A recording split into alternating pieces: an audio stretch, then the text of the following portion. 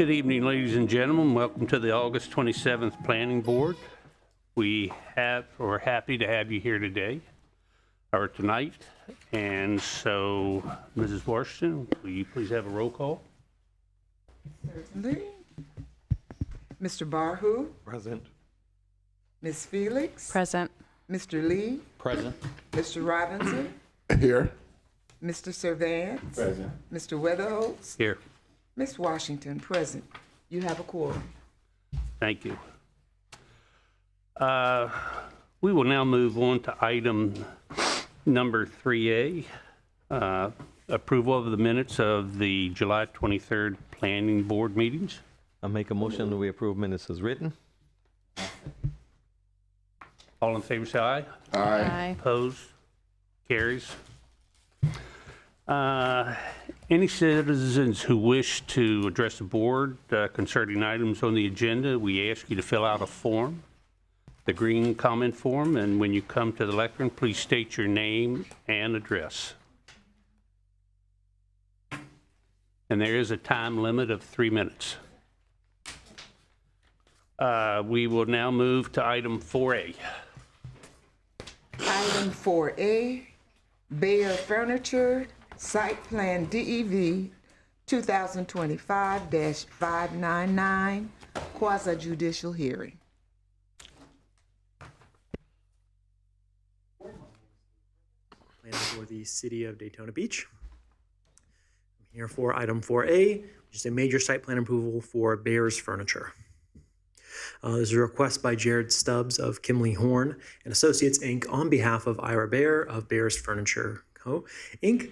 for approval of a major site plan to construct a 2-story, 79,000 square foot furniture store on a vacant 5.15 acre lot, along with the associated parking and infrastructure. The site is on the North Tomoka Farms Road, south of LPGA Boulevard, and west of I-95. There you can see the site location.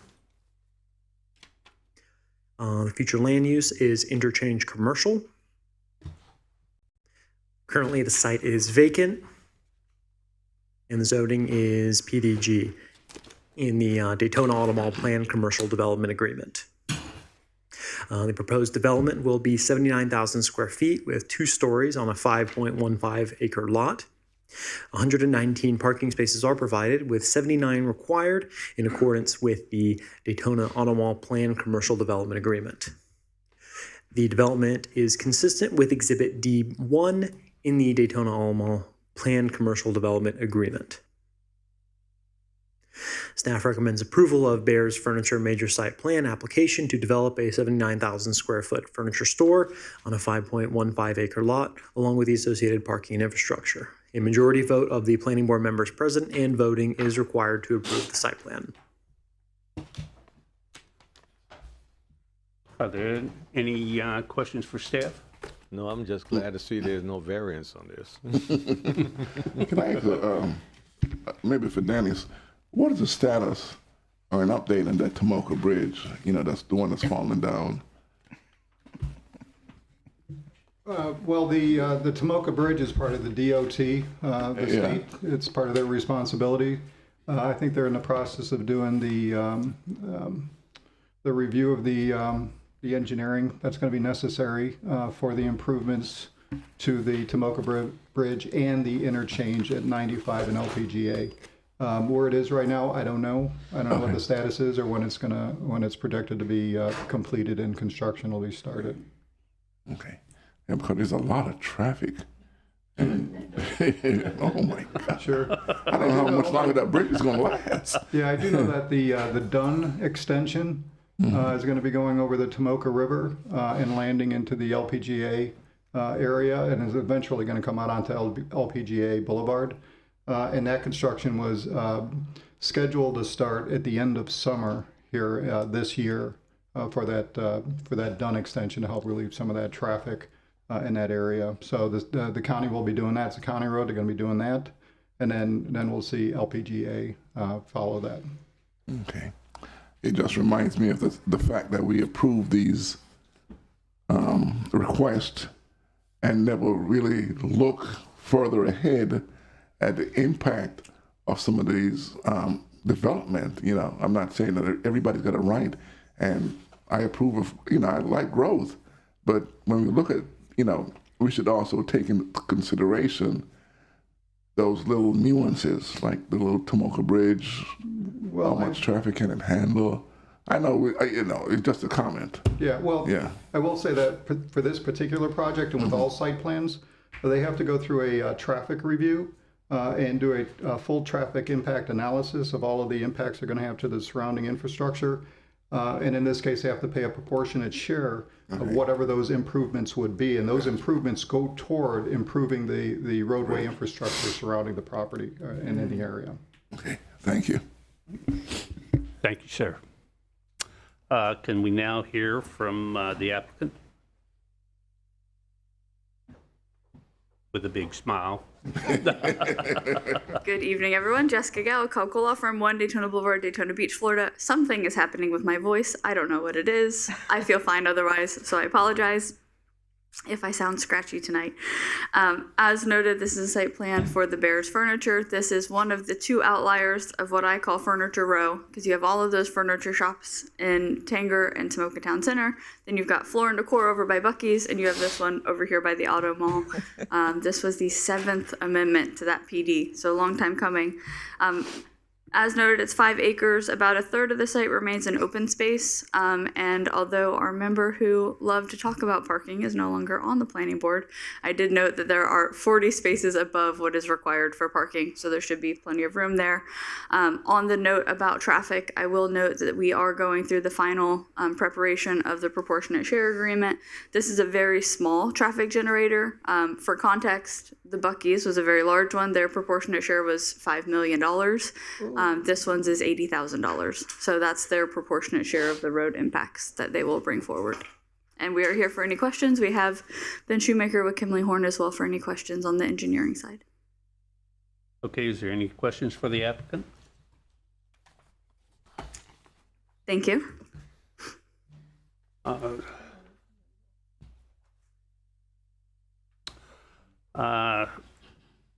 Well, see, there is a comment on 4A. Could we, the applicants and Ruby? Ann Ruby speaking as a resident at 138 South Noble Street. Given how much we're always concerned everywhere about flooding all the time, why are we paving over 40 extra parking spaces if they're not needed? It just seems like, what's the purpose of that? And I would hope you guys would ask for an explanation, because it doesn't seem like a reasonable use of our land. If we could leave it to absorb water, maybe we should. Thank you.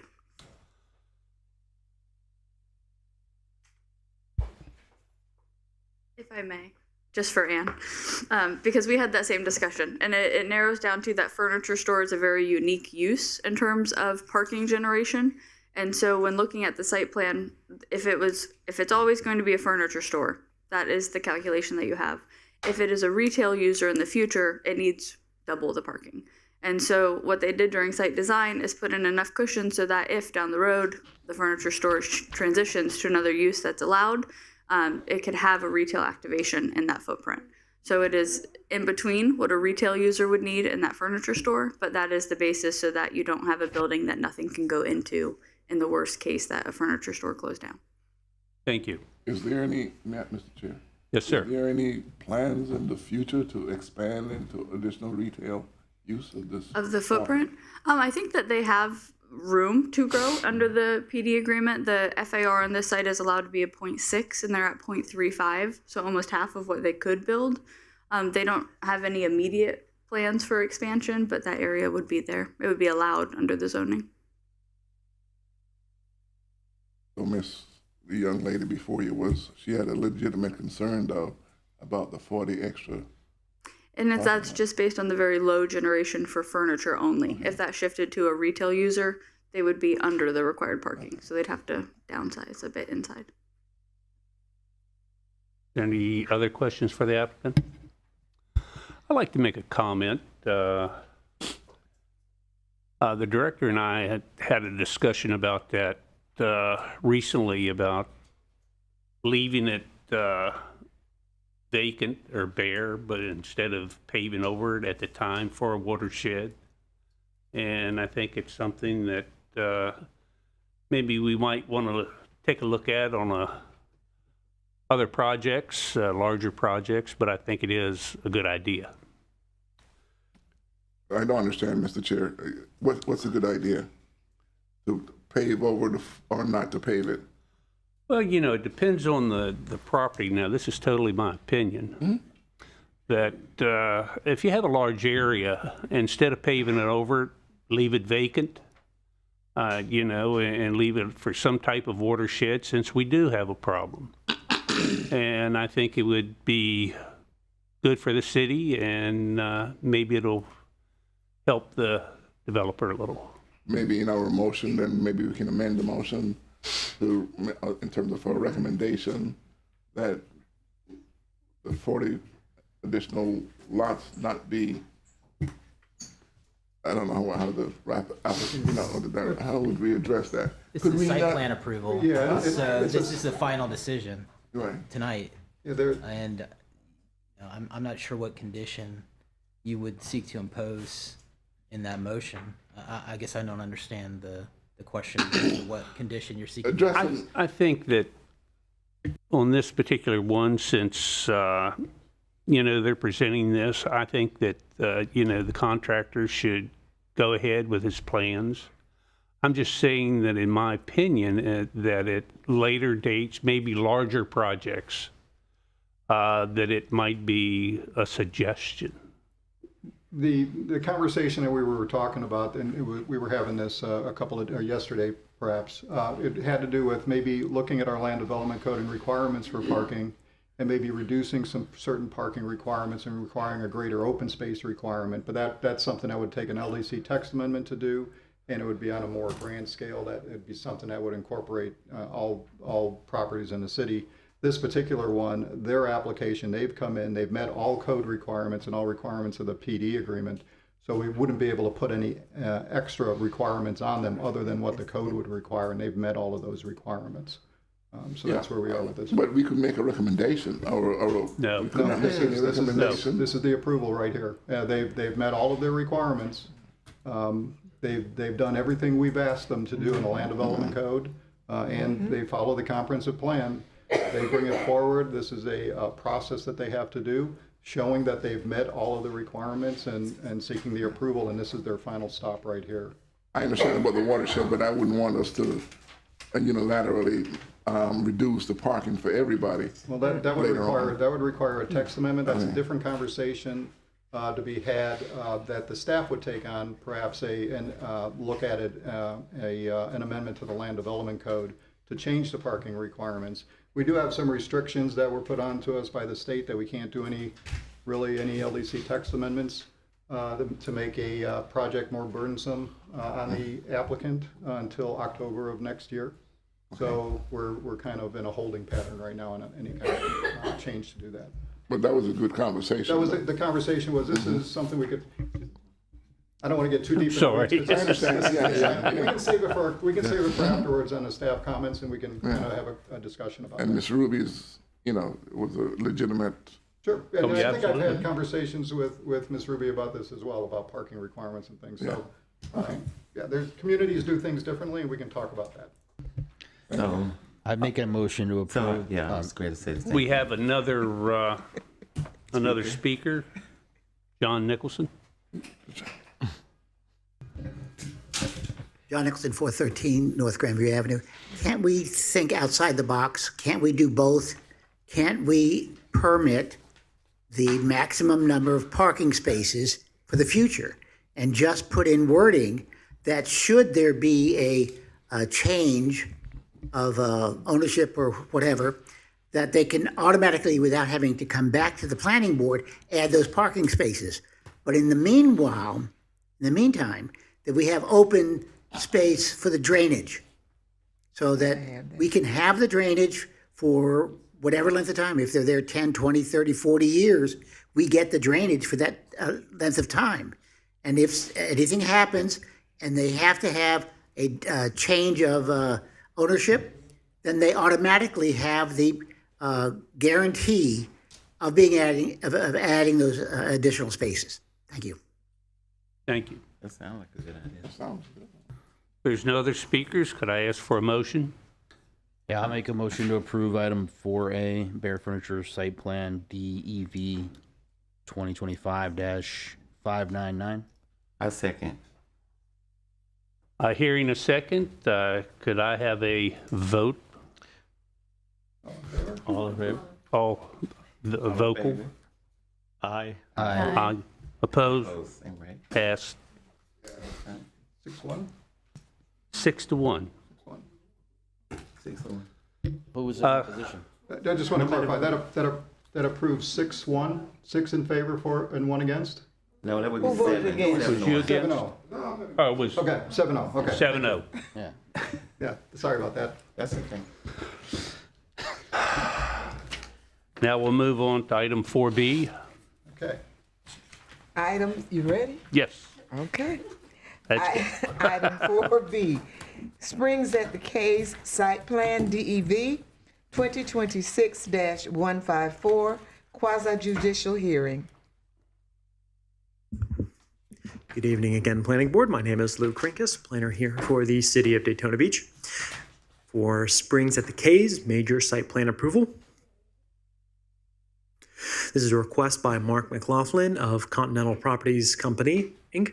on behalf of Hines, Williamson Landowner LLC for approval of a major site plan to construct a 336-unit multifamily apartment complex on a 33-acre lot, along with a clubhouse and parking and drainage infrastructure. The site is along the west side of North Clyde Morris Boulevard, north of Cornerstone Boulevard, and a part of the Project Oasis Master Plan. There is the site location right there. Future land use is mixed use. The current conditions are vacant. And the zoning is plan development general. Development is consistent with the approved Project Oasis Plan District Agreement, specifically the master plan found in Exhibit B. The proposed development will be 336 multifamily units across 10 buildings. 589 parking spaces are provided, with 588 required. And the stormwater is provided on site as part of the overall Project Oasis Master Stormwater System. Staff recommends approval of the Springs at the Cays major site plan application to develop 336 multifamily units on a 33-acre lot, along with the associated clubhouse, parking, and drainage infrastructure. A majority vote of the planning board members present and voting is required to approve the site plan. Is there any questions for staff? I have a question. For the traffic analysis, what does it show for during peak hours? That would be something to ask the applicant. Okay. Yeah, I don't have the full traffic impact analysis available on the total peak numbers that are available, but they are going through the full traffic impact analysis and review, and the county reviews, their engineers will review the traffic numbers. Our engineers will review the traffic numbers, and their numbers are going to be based off of, their prop share is based off of the number of the trips that will be used.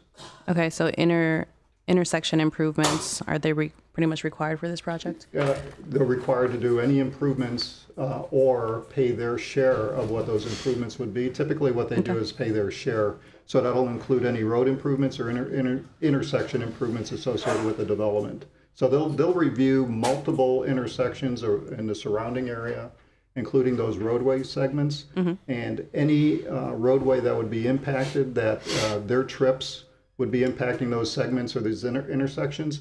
They will pay the share of the improvement to improve those segments or intersections. They pay that amount, and typically most of them are county facilities, so most of that dollar amount goes to the county. Okay, thank you. Would you speak into the microphone, please? Would this construction impact the bridge?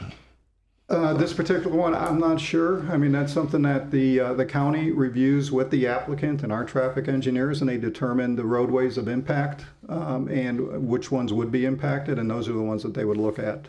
So whether the bridge on the other side of 95 is one that would be impacted, I'm not sure.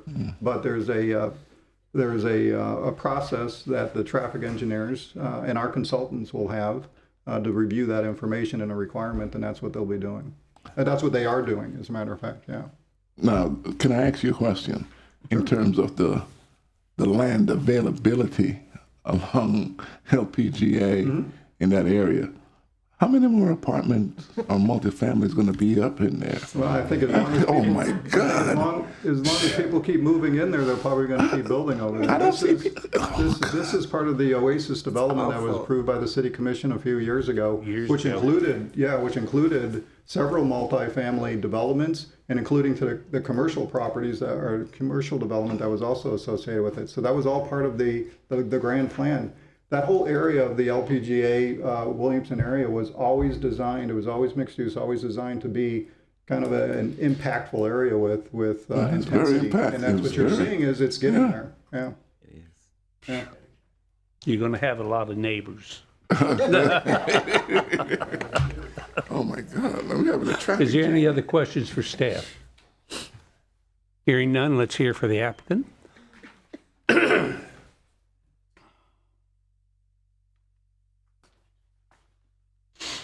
Good evening, everyone. This is Luke Kulich with Zevcon and Associates, 300 Interchange Boulevard, Ormond Beach, Florida. I'm the engineer of record representing Continental Development. I don't have a whole lot more to add. I'm here to answer any questions, but just touch base on quick items. The access for the site will be provided off Cornerstone Boulevard to the south, recently expanded roadway, and Alva Circle to the north. Stormwater is handled through an on-site large stormwater pond that was master designed, partially built, and we're going to be coming in and expanding that. And we're obtaining our St. Johns River Water Management District permits. That pond also serves the roadways to the south and Alva Circle, along with our development. So, and then the utilities are stubbed out to our parcel, so we're just connecting to those services. So from an engineering standpoint, it's a pretty straightforward site. Is this a gated community? It is a gated community, yes, sir. Oh my goodness, another gated community. It just gives the wrong impression of what Daytona Beach is. I mean, we're pretty safe, and every time we come here, we get in another gated community. It's as if we're having these enclosed, what's the word I'm looking for? These little enclosures, you know, and you just make these communities apart from the city and not a whole part of the community. And I'm not opposed so much about gated community. It's just the impression that every time we build a community, we got to put up a gate on the fence. Who are we keeping out, or who are we keeping in? And how is that community become a whole part of Daytona Beach? I think it's just related to the developer's program to give a sense of security to their tenants, regardless of where the site is. I don't think it's related to these ones. But that's my concern. Understood. You know, we're safe. We're not totally safe, but every time we build, we put up a gate. And what are we saying to everybody else? But when you're providing a product, you do a lot of research in figuring out who's going to buy that product and what they expect from you, what amenities they expect, and then you design your product to meet that audience. So it's not about keeping people out or in. It's about designing something that will sell, because otherwise, why are we building something that won't sell? Exactly. Because they're spending money to put that infrastructure into. Yeah. It costs a lot of money. What does your research shows about Daytona Beach crime and safety, especially in that area? What does it tell you? But that's not the. It tells you that that's not how they do their That's research. not how they put it. Yeah, but it also tells you that our commissioners are not doing their job. Well, then we need to do something, because if he's looking at his research to determine whether or not what he's going to offer for the product, and part of the product is a gated community that would sell, right? You have to have a reason for that gated community, safety, right? So that means you're saying to your people that's going to buy it, oh, we're safe and we're going to keep you safe, and we're going to put up a gate. Yeah. So it's based upon what statistics are you using to determine that you need a gate? No, that's not what they're saying. What they're But that's saying. what it's showing. Demand by the renters. No, it's the statistics are showing that that's what the customer Are shopping would like. for. They Yes. would like a gated Yeah, community. but then it's up It to us doesn't to say, no, we it don't doesn't say need a that gate. Daytona is We not a don't safe make that place. decision. It's says not about what we the making that decision, purchaser would like. but in terms of the community, right? I don't want to drive around and everywhere I go, I see a gated community. What it's telling me, how safe is my community? Okay? And what is the statistics that's out there that says, I need every time somebody builds something, they got to have a gated community? Well, I would equally say to you that, like, you don't want to drive around and see gates everywhere. I don't want to drive around and see things being built that don't sell, and they're not occupied. I think that's worse, quite honestly. I do too. Yeah. But we're still on the idea that we need a gate, and We're Daytona not Beach driving got that. lots of land. The consumer is driving that. Okay, gentlemen, let's sound like, your have this personal conversation opinion. after. Yeah. We could talk about that all This is night. not the time to discuss that. That's what you want. I understand what you're saying, but I have a question. So I can go ahead. Just for curiosity, the contractor and me, on the retention areas, they are deep. They're, the bottom elevation is. Do you need that much material to bring the site up? We do. Yes, sir. Those are typically looked at during the design process. Again, this was master designed, and the fill that was utilized is not just for this lot. The roadways were built, and it's serving the roadways too. So, and the cost of fill going up exponentially over recent years. We've been seeing more and more of that in. Absolutely. I refrain from using the term borrow pit Yes, sir. as retention pond. But I was just kind of curious. They're awful deep, sloped. The biggest thing that most people don't realize, they don't hold any more stormwater. The natural elevation At the comes water up. level, Water level will come up. that's your storage above it. Thank you. That's all I had to say. Is there any other questions for the applicant? No. Could I hear a motion? I make a motion, major site approval, DEV. No, we have, do we? 2026-154 Springs at the Clays. A second. If there's no other, we've got a second? Second. Yes, Mr. Who did. Hearing none, all those in favor say aye. Aye. Aye. Opposed? Motion passed 7-0. Thank you.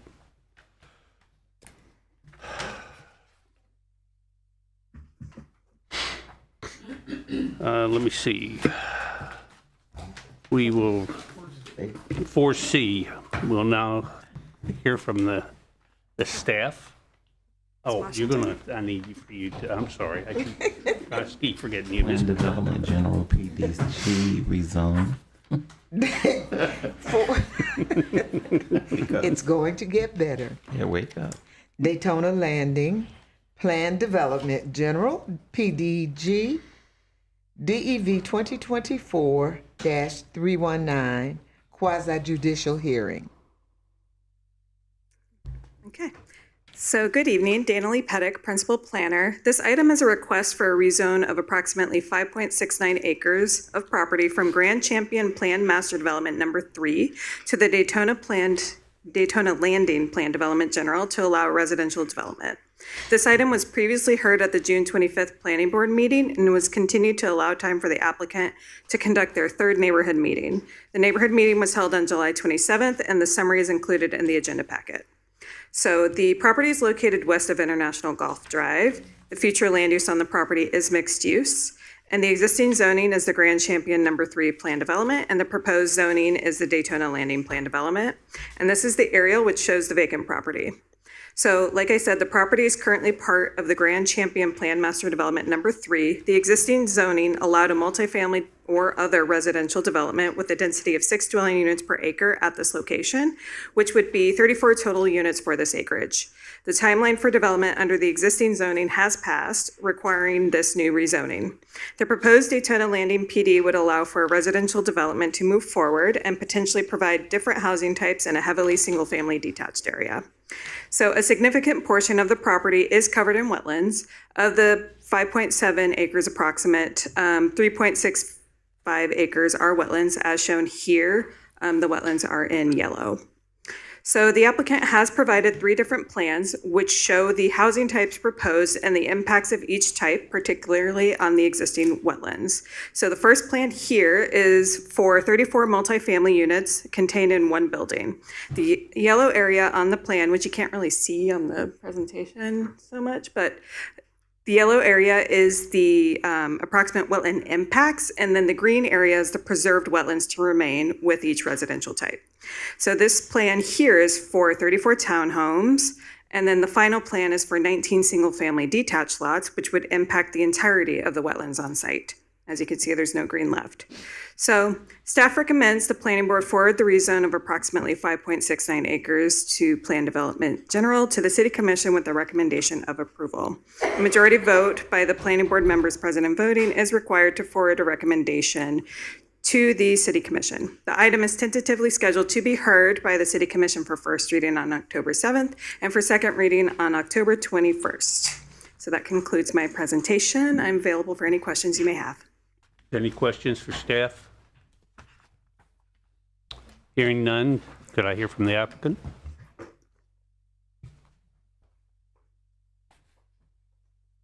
Good evening again. For the record, Jessica Gow, Cobb Cole Law Firm, 1 Daytona Boulevard, Daytona Beach, Florida. My voice is getting worse. We'll see how we end up by the last item.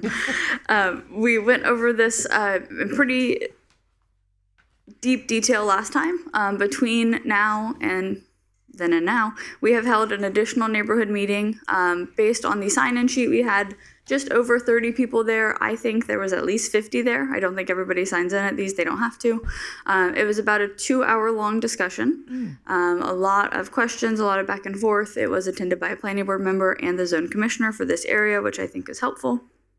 All of that to say that we had a really good dialogue. At the end of that meeting, there was a informal poll at the request of the residents of the different plan types. I will say that everyone who was still in attendance at that time in the meeting suggested that they would prefer a townhome layout of the 3 options. I know that was kind of the direction of, okay, residents, can you give us substantive feedback on the 3 plans? If you're going to see development on the site, which layout would you prefer? The summary is included, but I think the rationale behind it is that they want to cluster development to limit impact, keep natural spaces where they can, but they think that the multifamily doesn't fit in with the character of the area. The townhomes would be more of a transitional use. So we have also received a request from another resident following that to review the placement of an opaque fence or wall along the cul-de-sac where you will see the townhomes. In addition to that, they asked if we could have a condition that we would match the signage and light pole design throughout the remainder of the community. Some of the newer communities have different light pole designs and they want it to match in the character. And also to generally comply with the architectural theme of the remainder of the neighborhood. And I'm stating those, they were emailed as well, but if this proceeds, I will say that from that meeting, the direction and the applicant is happy to follow it. This is why we had those 3 plans, would be a preference to recommend the townhome layout with those conditions included. So an 8-foot opaque fence or wall along the cul-de-sac buffer. That would not typically be required in the land development code, but we're happy to do that. And then the consistency with the lighting, signage, and general architectural theme. With that, happy to answer questions about the meeting or any details of the site. Is there any questions for the applicant? Mr. Yes, sir. I like the fact that they listened to the developer, and the developer is working with them. It was cohesive and real good. So I agree with really Mr. Stafford. Works. Yes, that is. It's always commendable that the applicant is willing to work with the existing neighborhood. I think it's a great idea. Yeah, like she mentioned, I was in attendance in the meeting. I thought it was a very productive meeting. Folks talked through what their concerns were and listened to, what the developer had to say. And they provided plenty of information, and it was a time where people could kind of reflect on what they really wanted to see there. And I think you summarized it great. I didn't know about the signage and lighting requests, but the other stuff I was aware of after the meeting. So I think we have a plan to move forward. Those limitations are what we should put on it, in my opinion. So. On page 74, the last paragraph, and you talked about townhomes and condominiums. Are you going to townhomes, or which one are you going to? Because I see that Would you speak into the microphone, please? I'm looking at page 74, on top of page 75, and it discusses that the belief was the family homes would be the most beneficial. Are you going with the single family homes, or what are you going to go with? So the applicant put forward 3 plans: a single family, a townhome, and a condominium. Mm-hmm. I'm calling it multifamily, but it's condominiums, not rentals. That's that distinction. The residents at the last neighborhood meeting, the summary was that they would prefer the townhomes of the 3 options. So the applicant is willing to say the recommendation would be to go with the townhome plan. That would be forwarded to commission for their ultimate decision.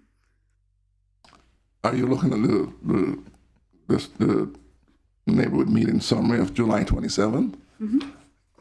Is that the last meeting that you have? Correct. But my thing is showing that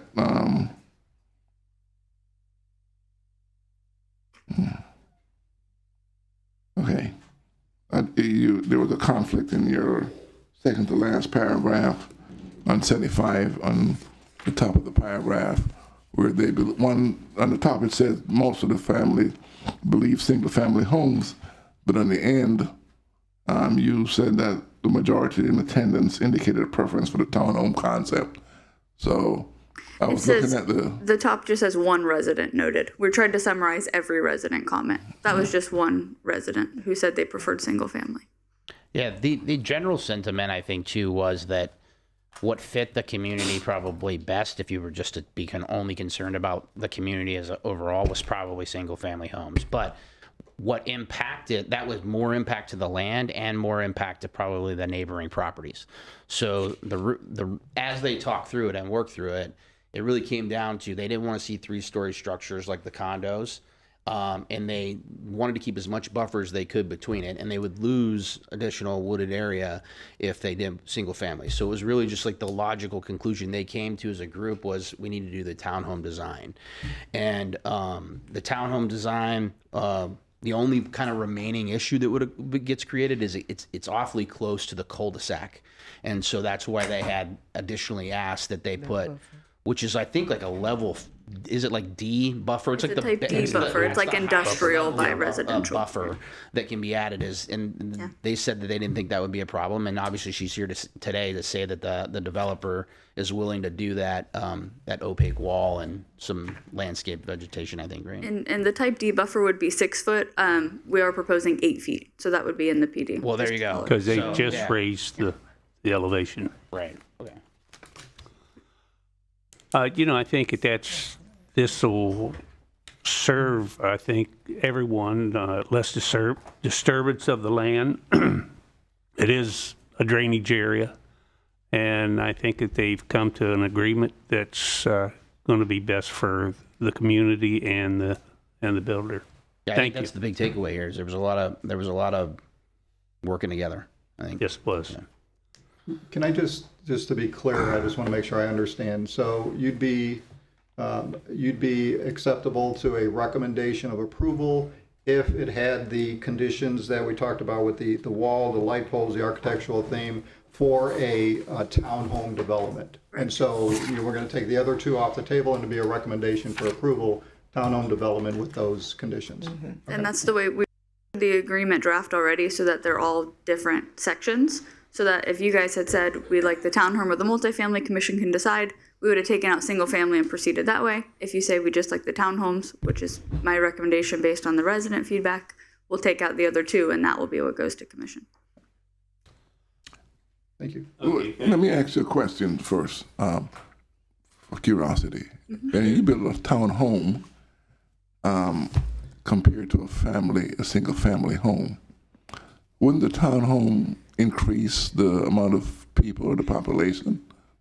No, I would say it's the townhome versus the single family have very similar occupancy and trip generation.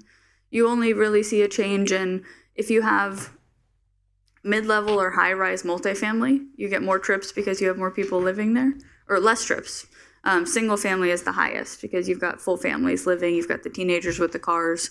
So townhomes are very similar to single family at the higher trip generation and occupancy. I have a question here. One of my concern is the flooding in that area, and has that been addressed? Because when we had the storms and so forth, that whole road is flooded there by the lake. On a little pond on the other side, it was all flooded. Yeah, so drainage in this area is a key. At the zoning level, we don't have detailed stormwater design that would be required at the site plan, but they'll comply with all LDC standards. We do have the typical layout of the stormwater shown on the plan, but that will be Amir with Meadow World can come in, kind of discuss in detail, but that's kind of the based on initial review where they think it'll fit, and they'll go through engineering and narrow that in. And what about the wildlife that's out there? So we had a report review. There's a lot of construction in LPGA. There are some deer and bunnies, but there are no endangered species or eagle's nest on this site. So you did an environmental study? What was that? You completed an environmental study? When the original land use change went through the site, they were looking at it. This is no change from what was already proposed and expired, so there's no change in proposed impact. They'll do the site-specific gopher tortoise endangered species review and all that with the site plan to make sure that nothing has changed. Yeah. Let me say this. He said something about animals. I live in the heart of Daytona, and we had a coyote. They ran him from over off of George Ingram, running the neighborhood onto Nova Road. So it says a lot about endangered species and all of this building, and not to even think that they haven't even addressed the flooding in the inner city, and now you're going on the outskirts, and that's a lot of flooding that's just being pushed out into those areas too. We're like underwater. No, you have coyotes. All on beach. Yeah, it's like coyotes. I thought it was a dog. Some people do. And they said, no, Tony, that's not a dog. That's a coyote. So we had to make a call, roaming the neighborhood. Yeah, nowhere to go. We've pushed them out. Oh, they like a cat. That's the problem. That's what they like the urban environments. Mr. Chair, would you like me to make a motion, or do you have? I think we have public comment. Yeah, is there any residents?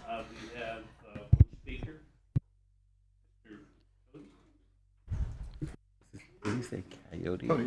Yes, sir. Thank you. Good evening, Board. My name is Peter Cody, and I'm sorry I missed that July 27th meeting. My wife is recovering from melanoma surgery. We were unable to come. I don't know if the developer is aware of this, but their land is flooded right now. From thunderstorms. The entrance, I assume, would be off of International Golf Drive.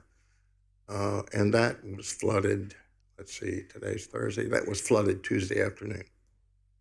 The lane going into the golf club, the right lane, I guess I'd say, was flooded. And there's no place for that water to go except over the curb and into that wetland. I just don't get this. I don't get it at all. I'm sorry there were only 30 people here. There are 104 home sites in Masters Glen, and this property goes right up to that cul-de-sac. I'm not sure if it's called Lytham or if it's Wentworth. And there are 3 homes on there that would be looking at a townhouse. Of course, my general opinion is that there's enough building. I've lived there 18 years. and there must be 1,000, maybe 2,000 apartment buildings already. And I realize it's going to be a townhome. How many?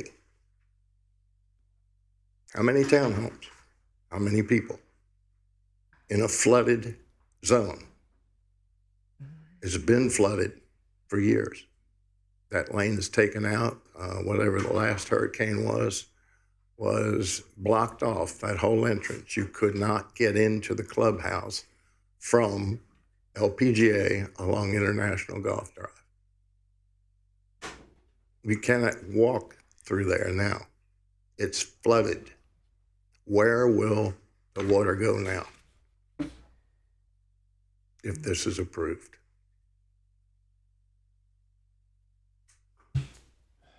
Is there any questions? That's a question for the applicant. the applicant. Yeah. I'd be happy to ask them. You know, There are no ditches along LPGA for it to drain into. There are no ditches along Masters Glen for it to go into. It's trapped. So where will it go? Into Masters Glen? I think that's, if you don't mind me saying, I think that that's a problem for the developer and the community itself, because we have so many areas in Daytona Beach that has a floodplain, and so I understand your concerns, but it's really the developer and the folks that want to buy there, and hopefully they'll come up with some solution. Is probably So the this best that I is can pretty say. much a done deal? It's not a done deal, but Pardon me? I say it's not a done deal. We vote on it and send that recommendation to the commission, and then they make a decision on what. Yeah, I think move forward. I think it's also important to remember that we're at the beginning stages of this. So we're establishing zoning at this point, and that is what then allows them to go through the process of designing something and having it evaluated by the state, the federal government, and also the city to see if it does what it's required to do, which is that it keeps the water on its property. It has to have a stormwater system that handles that. And so, like we discussed at the last meeting where we talked about this, and then also in the community meeting, at the end of the day, the owner of this property is entitled to have zoning, and we need to, as a city, decide what that zoning is, and we're trying to find the least impactful to the surrounding community, which is why we asked for it to be continued, which is kind of rare, to have it continued so that there can be an additional public meeting. And regardless of that being a burden to the developers, they did that willingly, and we're happy to do it. And in that conversation, that's where we talked about a lot of what your concerns are here now too. It's at the end of the day, we've got to come up with some solution, and I think that we, as a community, work together to try to come up with the least impactful. And I know that it's probably not it's not what everybody wants to hear, but it's gonna be the best that we could probably do. Well, the last time this came up 3 or 4 years ago, the owner said, well, I want to build what I want to build, and if you don't accept it now, somebody will get it rezoned and there'll be a Wawa in the corner. I thought that was a pretty adversarial approach. But it's true though. He was. Pardon me? I said it's true. He was telling you what could occur. Like if I don't do it, somebody else will. But it's what people want to live it. Not if you don't approve it, it won't happen. Yeah. Yeah, Well, you're right about that. what we're approving now is zoning. So, We make a recommendation. yeah, yeah, to the you're right. commission. We're approving to make a recommendation to the commission so that they can potentially approve zoning. And that zoning there's still many layers beyond this where they're going to have to go through design and study, environmental studies, stormwater studies, an engineering plan related to that. And we're still, like I said, at the beginning stages of this. And as they go through that process, it's the city, the state, the federal government, and the developer's responsibility to work through that. And at some point, they're going to have to end up back here again with a site plan, right, Dennis? I believe for this one. Or on the Well, townhome, maybe not. On a townhome, they don't. It'll be a platted, and the state has changed the regulations so that staff would be approving the plat and then go through that process. But they would still have to meet all of the requirements, all of the engineering, all of the stormwater, all of those requirements associated with it. Right. But you said something important about even though we're zoning and the applicant he has the right to be, have the zoning. But you said impact. How does changing the zone impact the other areas, the other residents? And what message are we going to be sending if I know it's in the beginning stage. I think the message we send is that we're following the law. Excuse me? I think the message we send is that we're following the law. These are the least impactful zones that can be applied to a property, and the property owner is entitled to this right. Yeah, but we can send, what are we saying or recommending to the commissioners that it's okay for us to approve this with all the problems not resolved? Maybe we ought to send a message to the developer that, hey, resolve the issues and come on back to the table. So my issue here is that these issues that this gentleman has brought up are issues that many people in that area brought up. They were issues that were discussed on that day, and I'm sorry that he missed the meeting. I wish he had been there to be able to participate and see and have just community involvement. It was a great meeting. It really was, where people work through it together, and not everybody's schedule allows to be at every meeting, right? So they missed out on that opportunity.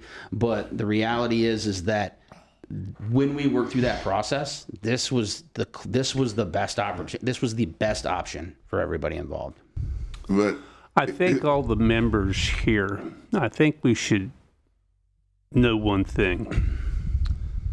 We're here to vote on what's been presented as of now. And that's our mission, that we present or we vote on what is presented now. I do understand this gentleman's concerns, but the city is the ultimate. Yeah. And we're going to make a recommendation, and that's about the extent of it. But Mr. Chair, the city depends upon us, right, to make a recommendation based upon the information that we have. The city depends upon us to make recommendations that not going to impact or have the least impact on the city. The planning board, the planning department gives us the information, the recommendation, we examine it. And then we send on our recommendation to the city commissioners, right? And they're trusting that what we're sending to them is not gonna have as much, like the gentleman says, it's flooding right now. So how does the presentation here going to eliminate the flood? And maybe we ought to say to the developer, well, you haven't really changed anything for us to recommend to the city commissioners that we ought to do the rezoning. Because if we do, we would just be saying, oh yeah, it's okay for the city to approve the current plan with the flooding as it is now. This is not a site plan. Well, and we have somebody else who wants to speak on this, but the question right now is, what can they do? The question you're asking is, how do they do it, right? So what do they do? That's the zoning. How do they do it? That's the site plan. So you're asking the how question during a rezoning process. Right now, we're just asking the question, what can they do on their property? They're going to have to demonstrate that they can do what they want to do through the site plan or the plat process. So that's when that happens. We do have somebody else who wanted to speak on this. And then, I'm sorry. Sir, before you leave, I want to say thank you for your service. Thank you. There was also somebody else who turned in, and I think it's Ted. Did you want to speak on this item or the at the end? No. There was a Ted. It looks like it's Ledecky. Okay, you're going to have public comments. Thank you. Yeah, Mr. Chair, right now, sir. I have a comment in regards to our discussion. I have questions. Not saying they can't do what they need to do, but I have questions that about the flooding and the things that's happening that may not come back to this board, that we wouldn't have any say. So it goes, and Dennis said it goes back to the commissioners, then goes back to the city staff, and they make the final decision. I'm not real comfortable on voting on anything that is not clear to me. And the clarity is what are we going to do? Not saying you can't build what you want to build. It's just what are your plans to make sure that that flooding doesn't continue to impact the neighbors and the other folks in there. And the gentleman's absolutely right. There's flooding there now. I mean, during the storm you can get through in those areas, it will completely shut off. So what can be done? I think just knowing that, not saying you can't build what you want, it's your property, you build whatever is permitted within the city, but we also have a right to hear our citizens and the folks in our community and make sure that we represent and carry those things over to the commission. So I know the rights, and I know they should have rights, and they have all the right to build. It's your property. But the fact of the matter, you need to understand the community. What is the community saying? And so I'm not real clear. I can't speak for anybody else. What will happen? I mean, is it just they're gonna build the townhouses? It's gonna go and city's gonna approve it, and the road is gonna flood. Maybe the other side of the road will flood then. Yeah. So what's the plans? So let me ask you a question. Now, you brought up a good concern, but really, their commissioner should be the one that they should take the next phase of the issues that they have with flooding in that area. And that commissioner, he or she, should express their concerns to ultimately the commission board before they vote on it about the flooding. We got flooding. It should, but they're also waiting for us because this comes to us before it goes to them. Right. Yeah. And they trust us to be their eyes and ears and the representation for the community. You know, we are speaking on behalf of the community, and we're looking at how does, like you say, how does it impact the other communities? And you know, with the flooding as it is now, you're coming to tell us you want to build.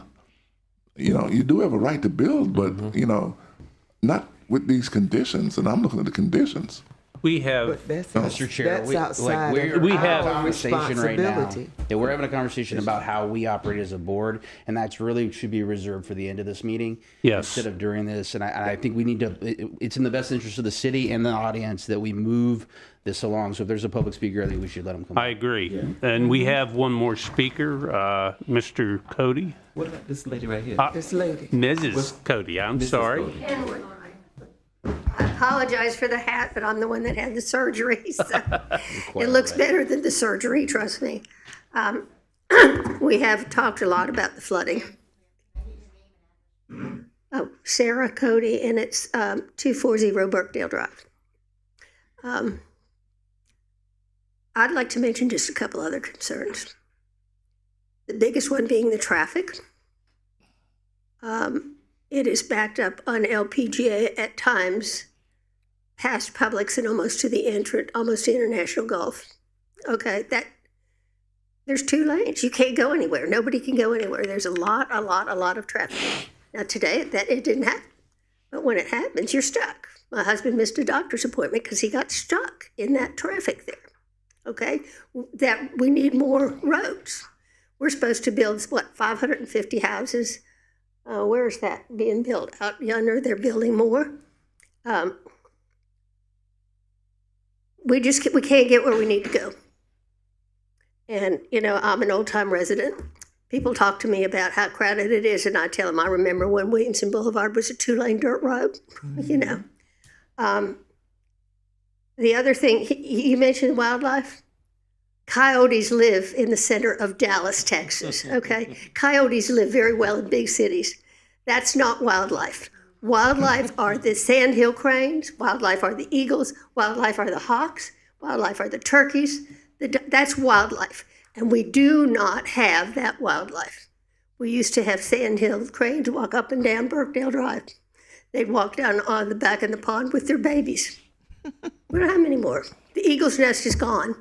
The cougar or the whatever somebody calls them, People they haven't seen him for weeks.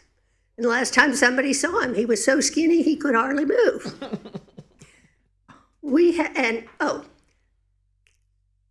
I mean, if I see a turtle, I move it to the side of the road. My husband told me don't do it again. But driving down LPGA, I saw that someone had hit a deer. I pulled off and checked. The deer was dead. And I made 3 or 4 different calls. And what they told me was they had already picked up their quota of deer for the year. Now, this was April. Yes, ma'am. Okay? They'd already picked up their quota of deer carcasses. They weren't going to come get another one. Come on. How many deer carcasses are we going to have laying out there? So there's so many other things involved, not just the flooding. And I'm very concerned about that. And I've lived in Florida forever. I wasn't quite born here, but I've lived here forever. Thank you, ma'am. And that those things are important to us as residents. Thank you. We need to give you another number. Would the applicant like to comment on some of the... Good evening again. For the record, Jessica Gow, Cobb Cole Law Firm, 1 Daytona Boulevard, Daytona Beach, Florida. I understand that this corridor of the city is facing pressure. And I think that when you look at things like stormwater and you look at traffic, there are things that are in place that address these items, but not quickly enough, right? That the law is hard at times. There's a Latin saying, dura lex sed lex. The law is hard, but it is the law.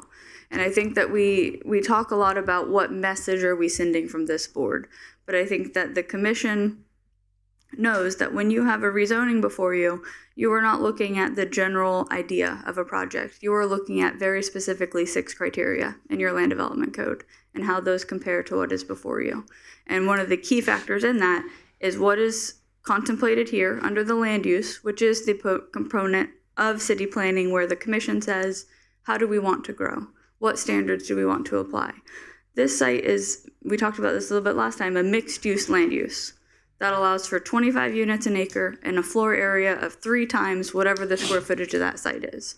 Now, under the law, you're not entitled to that maximum of a land use, but you're not entitled to the minimum. You're entitled somewhere in between. So in the mixed-use district across the city, you see the BR2 zoning district would be consistent. Multifamily, the 12 units an acre district is consistent with the mixed-use category. So if you're looking at a standard zoning district, when you look at the land use and you look at your criteria, that's what you're comparing. Is it consistent? Will they meet the code? If we were standing before you today saying, we are asking to modify the city's stormwater criteria, which I never would. But if an applicant came before you for a modification to say, instead of designing for the 25-year, 24-hour, 25-year, or 100-year storm, we would have to tell you why we think our alternative made sense. That'd be a very difficult argument. LPGA and stormwater is always going to be a key. LPGA is one of the neighborhoods that is designed to stage water in the event of a storm in the roadways. And so when you talk about engineering principles and design, when a system exceeds its design capacity where it is held is in the right of way. And then it recovers within 24 hours and 48 hours. That's how they're designed. In a hurricane, right, that's not a design storm. We've talked about that, especially after the major storms. So when we get to the site plan or subdivision plat, if you go to the townhome here, review what Amir will be doing and what the site engineers will do is look at how much water flows to that site today. And they have to capture that exact same rate in post-development. They can't let a drop of water that doesn't currently go there go anywhere else. They also have to meet water quality standards and holding criteria from the city, St. John's, and other jurisdictions. Here, DOT will be involved because it will be beside a state roadway. So all of those factors will play in, and we can't modify those standards for the outside agencies through this process, and we're not modifying the city standards. So if the discussion on stormwater is we don't think that the current standard is protective enough, that's a discussion of a land development code text change. The discussion before you is, are we modifying that? No, we will meet the standard for stormwater that every other property under the city's code will meet. Are we consistent with our land use? We're at about 1/5 of the development that our land use would support with this current plan. And know that we have to meet the landscaping, the stormwater, and all of that planning at the next phase, or we won't develop. The question is, how do we know what we are voting on? You know, we haven't done that analysis. If Amir gets to a site design and says, this is a stormwater criteria. This will have a heightened one because it will impact that DOT roadway.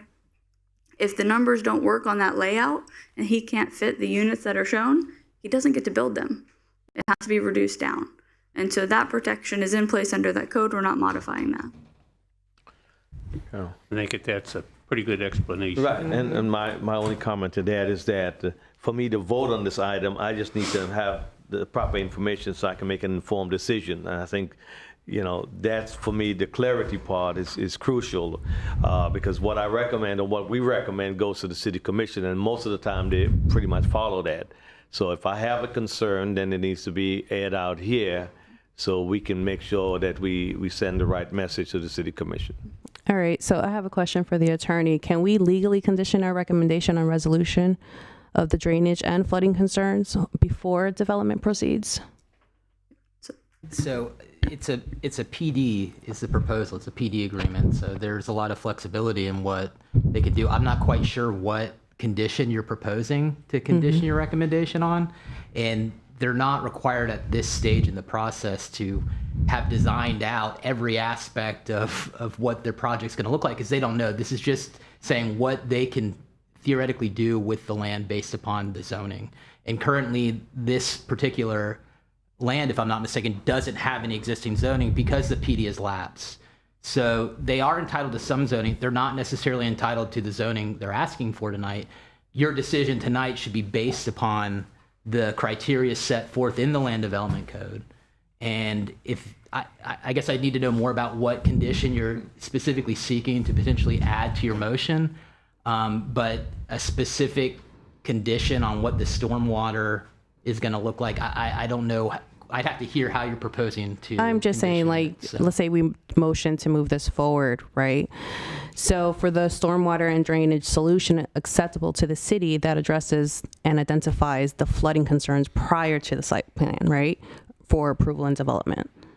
So they're already going to have to meet those existing conditions in the code when they bring forward a site plan. They're going to have to demonstrate that it's satisfied not just the city code, but also state and federal standards. So, I don't know how you could condition something they're already required to do. And again, I'm just trying to find a happy medium here, right? So because we have a lot of residents are completely concerned here, and I'm hearing the law, but we are the community, and we're here to be their eyes and ears and to vote yes or no on this, right? So I'm just trying to find a solution here. Yeah, I had a similar thought, and I don't know that we'd be able to achieve it in this meeting, but is it possible we could condition it in a way that said that, and Ms. Gow, we'd need your input, I think, but that said that, and you might need to help me here, Dennis, but they would exceed the requirement by a certain percentage? Yeah, honestly, I don't even know how you would do that. It seems more restrictive, which I think is problematic. I mean, you want to make sure that they're meeting all of their regulations, and like she was saying, she's not asking for any modifications to what those regulations are. You're holding them to the standard that's been established, right? And saying this is what you're going to have to do, and that's what the code says: is you're going to have to do this. You can't walk away from it. And I do fundamentally agree with what she said, which is that if we want to have as a city this conversation about changing that requirement. It's worth having that conversation, but it's not going to be resolved in this room. Not today. in this group. Yeah. Right. Yeah. But one of the things is that we have to also, and I'm thinking, have to trust our city staff. So when it comes back to the city staff, that they too will make that decision. And that's a big deal for the community, right? They struggle with that too, just like we struggle with that in this moment, Yeah. And I'll tell you that the applicants have a hard time getting through city staff because they are very detailed in their review and what they do. So it's not that they're just not signing off on it. Right. Yeah. And I believe that from seeing it firsthand. And that's why I verbally stated here on many of these that there's a process they go through, and I trust that process. I trust our city staff to handle that. And I just want to add, because it may be helpful, in addition to the city staff level, the key component of stormwater review is really the St. Johns River Water Management District. And I say that because they have not only different standards, but they just in the past year adopted stricter standards that when the rest of LPGA was developed didn't exist. Right. And one of the key ones in that is that for a long time, when you did stormwater management and design, you said, yep, and we are going to have a master association and they're going to take care of the stormwater drains. Now, anyone who lives in LPGA knows that when Hurricanes Ian and Nicole came through, the roads flooded and they continued to stay that way well beyond where they should have because the drains were clogged. They had not been properly maintained. You had residents, including former city employees, out there hand removing debris from those drains to and Dennis, I know, I was thinking of Doug. I saw the picture of Doug, but Dennis was also out there working to clear those drains and get the system back up to operation. The St. John's now, as of last year, adopted stricter water quality standards, which means you have to hold it longer to get out excess nitrogen and phosphorus that were leading to algae blooms and things like that.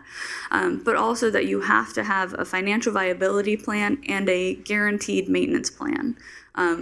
Why it took so long for them to require that, we don't know. But they now have that where you have to bond maintenance. They do very rigorous inspections and have that in place because they saw the same issues that we're seeing in our community across the state and across those districts. And so this site, when it's designed, will go through those more rigorous standards that the remainder of the development LPGA did not. I think what you just said is a hard thing for folks who have been living in communities for a long time to reconcile, because some of the problems that they're experiencing are often because were built at a lower standard. And we've, as a society, learned from those mistakes in the past and developed more rigorous standards. But it's hard to see that progress because you don't see it till years later. And often, even when we make changes, they're not always 100% right. Right, so we sometimes create other problems as a society that we have to figure out down the road. That's just part of the process, and then we've got to continue to work down that and be diligent. And just like Mr. Robinson, he's very diligent in representing his folks, and we're very impacted over there in Zone 5. But now just for my clarification, and maybe Mr. Baer also, you're saying that the flooding issue, as it is right now, it will not impact the other neighbors. That means before the building, whatever water was permitted in the other neighborhoods, they cannot increase it. They will have to readdress it. There's two standards really that are the key that apply, and and Amir can tell me when I get astray, but I've gotten pretty good at this over the years, is that they model the water that goes into the site before development and the water that leaves the site in pre-development, before anything is built. In your post-development, when your project is done, you have to allow the same amount of water in, and you can't let any more water out than what you did before. The flaw in that, though, is that before you build, it's an empty lot. Okay, and the water, you can get as much water in there. They model that. Now, when you build the homes, somehow or the other, where's the water the water is gonna stay right there. In a stormwater pond. So instead of sheet flowing across undeveloped land and just sitting there, they have the capacity shown in the ponds that it will direct it to there. It will sit there, it will hang out while the debris all settle down to the bottom of the pond for the water treatment, and then it will slowly discharge off the site at the same rate that it did before. Yeah, I think what you just said is an important thing, that's what gets lost in translation sometimes. People see us building homes as a city or growing as a city, and they think, oh man, that's just another spot where water's not going to go. But in these stormwater plans, they had to plan for where was that water going to go. And that's why we have things like retention ponds in neighborhoods. That's why they have to be a certain depth. They have to be maintained a certain way. There has to be a system in place to hold that, because they know they have to make up that offset for whatever home they might have put in one place. Really, the problem is that we've obviously changed those standards over time, and we have to trust that cities enforcing those the way they're supposed to, as well as the state and federal government. But I think that a lot of times people just see a community that's being built and they think, oh, that's just all land that's no longer used for a watershed or water retention. And that's really just not the case. In some cases, that actually improves its ability to maintain water on that property. However, I'm sorry, Mr. Chair, but While I have it, as we build these communities, we're building retention ponds because stormwater is now impacted. Are we building safety fences around these retention ponds? It depends on the slope. So if the slope is greater than 3 to 1, you have to have a fence around it so people don't trip and fall in. Okay. If you have a and gentle slope, you alligators? don't have to. No, it's called walkout. And what about the alligators? You know. There's always going to be alligators in The Florida. alligators If and it's not in the pond, mosquitoes. it'll be in the pool. Mess with them. Yeah. Okay, I think we've had enough discussion on this. I think, I will try to make a motion if you like. yes, I would. It's a little tough. Go ahead. All right, I make a motion to approve Try to be careful. item 4C, DVE 2024-319 Daytona Landings PDG rezone with the specific limitations of limiting the project to the townhome design, that they will match the existing signage and lighting designs in the immediate adjacent community, that they will build the buffer, which was the 8-foot wall that they had discussed. And then I remembered from the meeting, I'm sorry we didn't bring this up, but they also asked that there be language stating they would not connect the cul-de-sac to that community as Yes. well. I think I covered everything. Yep, I second. Okay, I second. And second, Mr. Barhu. Let everybody say aye. Aye. Opposed? Pass 7-0. Thank you. Sure. We're going to get it trained up here against eventually Tony, right? Make sure it's in there. Thank y'all for coming. Thank you. Yes, thank you for the community involvement on both this meeting, the last meeting, and the other one as well. Well, we'll now move on to 4F. D. I'll give them one. You wish for D. I wished. Item 4D, Second Amendment of Cherie LPGA Plan Development General, PDG, DEV 2026-302 quasi judicial hearing. Good evening, Dana Lee Pettick again, Principal Planner. This item is a request to amend the Afshari LPGA Plan District Agreement to add additional permitted uses. The property is located at 1601 Concierge Boulevard. The future land use on the property is mixed use, and the zoning is the Afshari Plan Development. And this is the aerial which shows the partially developed property. So in 2017, the Afshari LPGA PD was rezoned for a drive-through restaurant and an office use. These were constructed as the Dunkin' Donuts in an adjacent office building, which was completed, I think, in 2021. In 2024, the First Amendment to the PD was approved to allow additional commercial uses to develop the remainder of the properties. So as you can see here, a lot of the property was left. But now, the applicant is requesting additional commercial uses to allow a tenant to occupy the existing office building adjacent to the Dunkin' Donuts. No other changes are proposed with this amendment. And the two permitted uses that they are requesting are personal services establishment and other retail sales and services. So this is the elevation from the Dunkin' Donuts site plan approval, which shows the office building to the right of the Dunkin' Donuts, which was constructed at the same time, and it is existing. I try to get a view from the street, but the buffer is so well grown now that you can barely see this thing. So this is the best I could do. So with that, staff recommends the planning board forward the Second Amendment to the Afshari LPGA plan development to the City Commission with a recommendation of approval. A majority vote by the planning board members present and voting is required to forward a recommendation. And the item is tentatively scheduled to be heard by City Commission for first reading on October 7th and for second reading on October 21st. And I apologize for the slide. I did not update it and I left it an old one, so ignore this. We'll go back to the picture. Is there any questions for staff? Can we hear from the applicant? What is personal services? Yeah, so that's going to be stuff like a barber shop or a salon, massage parlor, those kinds of things. Basically, like Massage parlor. yeah. Mm-hmm. Okay. Yeah. Well, you know, how appropriate would that be? Would there Nail be some- salon is personal services, Yeah. all those things.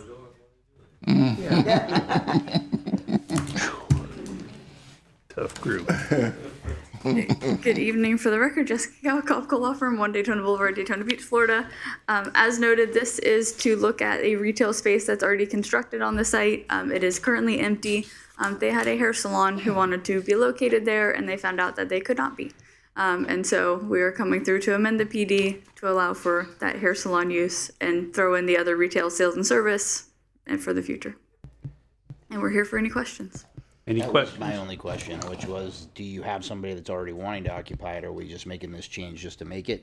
Sounds like there's somebody that wants to go in there. I'd be happy to see it occupied. I always wondered why nobody did occupy it. Makes sense now that the uses like that, which would make sense there, probably couldn't realize they couldn't get in there. Yeah. So what is going inside here? A hair salon? A hair salon. Oh, okay. Okay. Okay. I'm good with that. Thank you. There's no speakers. Could I hear a motion?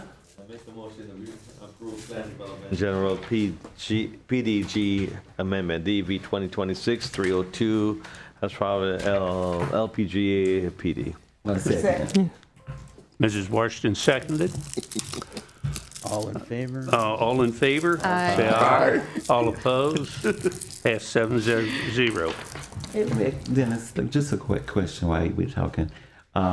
Is that development out there a part of White Castle's? Because it looks like it's on that same. It's a different grid. development. This different Yeah, this is development. the Afshari PD. The other development's a little bit further down. Little further down. I think Okay. that's Tomoka Village South. Okay. Is what that development is. You're just waiting for White Castle to open up. I'm excited about it. It should be open by now. Oh, yeah. Yes. We'll now move on to item D.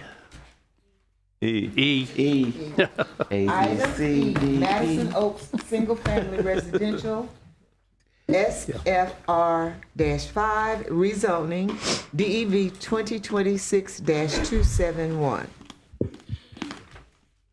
Good evening, Planning Board. Once again, my name is Luke Rinkus, planner for the City of Daytona Beach, presenting for the Madison Oaks SFR5 straight rezoning. And this is a request by Jessica Gow on Cobb Cole on behalf of the property owner First Core 92425 LLC to straight rezone 4.99 acres located on the south side of Madison Avenue and north Street. The land is currently Planned Development General, which is the expired Madison Oaks Residential Plan Development Agreement. The rezoning process proposes the land be single-family residential 5 to accommodate future development of housing. And so there's the site location right as it stands now. The future land use is currently level 1 residential. The current conditions are vacant, surrounded by SFR 5 and single-family homes. And the zoning is currently the expired PD. The site is currently PDG, surrounded by SFR 5 zoning. The zoning will allow for the land to be developed to match the surrounding neighborhood. Rezoning is consistent and supported by the existing land use of level 1 residential. And the parcel is currently in expired plan development, which prevents it from being developed entirely. Staff recommend approval of the rezoning amendment of 4.99 acres from Planned Development General to Single Family Residential 5 to allow for future developments on the site that match the surrounding neighborhood.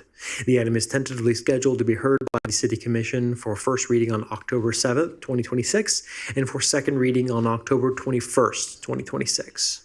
A majority vote of the Planning Board members who are present and voting is required to recommend approval to the City Commission. Any questions for staff? With none, can we hear from the applicant?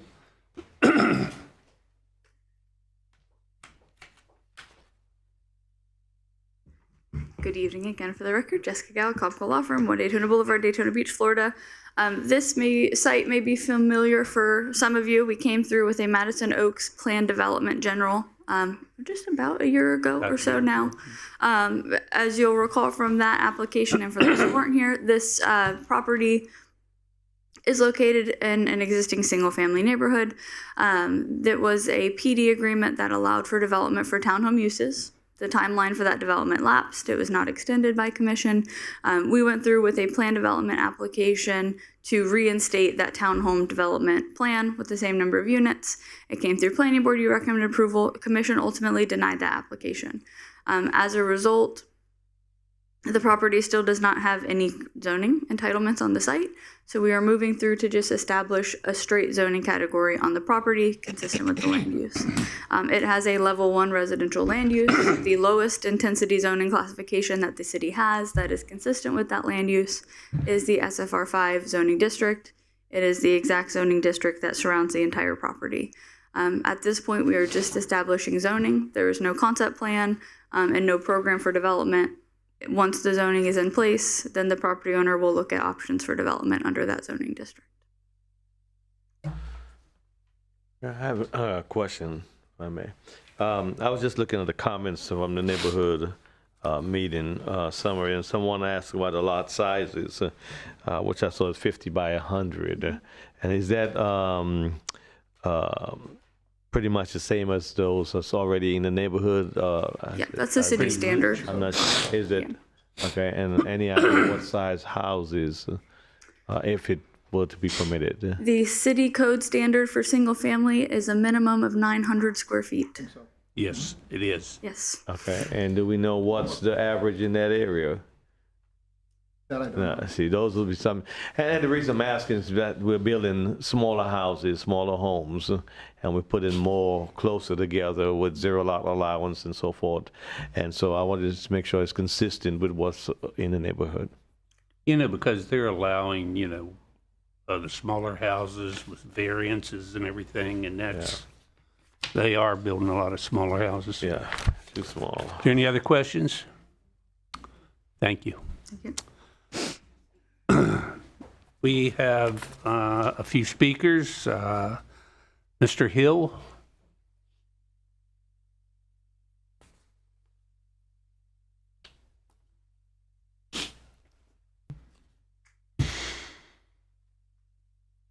Tom Hill Sr., 1061 North Street. We are concerned about the flooding and traffic in our area. However, I know that's an issue throughout the city. We met at Daytona 1 with Jessica's team. They don't have a plan yet as far as the size and everything. I'm for single family homes. I'm not for flooding. That's my main concern. Right now, we're at that threshold. We're getting close because everybody's building around us. Traffic is another concern. If it's developed where it's not going through, that would be a big help. But I do have the concern about the runoff, where they're saying that it cannot or will not allow any more water to run off than it currently is. That's impossible. Because I've noticed the new construction around us, it's always higher than the current construction. That's an issue. And if it's higher, the water runs down here, doesn't run uphill. That's a concern. If they're gonna build, maybe not as many homes to allow some of that water to get back into the ground. But one of our things that we really want as a community is for them to consider us. We understand it's their property and they want to build, don't have a right to stop them, but work with the people that live there currently. We're fair, we're older, we want a nice neighborhood. We welcome homes. We welcome anything that's positive for us, but we don't want the flooding and traffic. We're getting older, the speeding, there's a lot of accidents between North Street, Nova Road and Clyde Morris. It's like Race Street. I constantly send videos to one of the lieutenants to try to help control, and they do send out police out. They sit out, they're doing a great job. We want to work with them, but again, we want to work with them and not against them or them against us. Thank you. For your information, though, as a contractor, the city has raised the elevations permitted to build new homes now. And so that's the reason that you're seeing a lot of the stem walls and everything, but that's the city code that they have to build to those elevations. Understood, but the problem with that is that raising the level up for the current residents, they suffer. Now, the city does a great job maintaining their stormwater system to the best of their ability. I know that they clean those drains as best they can. When you have a storm, debris travels, and that's what's causing these drains to clog up. Not because they're not maintained, they're doing the best they can, but it's a lot of building around it. Yes, sir. Water has to run to the river and the ocean to also drain. That's the way our stormwater system is designed. I get them wanting to build, and I get the code, and I understand the code. Code has gotten a lot better. I've been around construction my entire life. I understand that. It is better, but just work with the residents. Yes, sir. Thank you. The next speaker is Mrs. Harvey.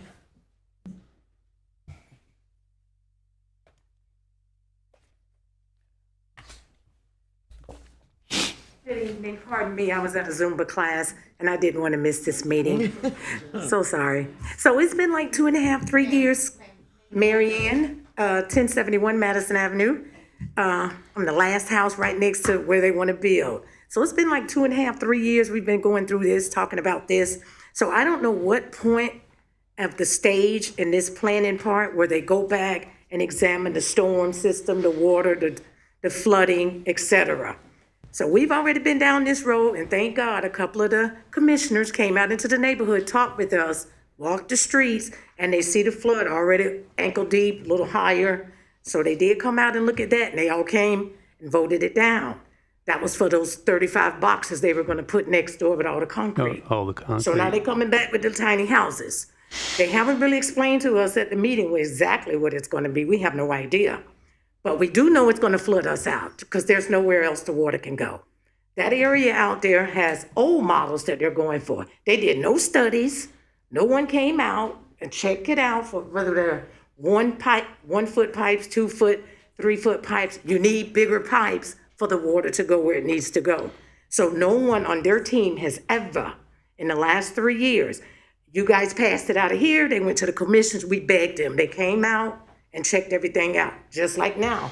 No one has never spoken on the flooding there. Everybody know it's flooding real bad in that area.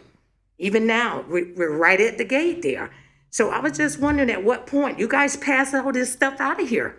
I mean, and when you pass it out of here, nothing happens on the other side. No one goes out there and check the old models and the drains and what's going on with the piping.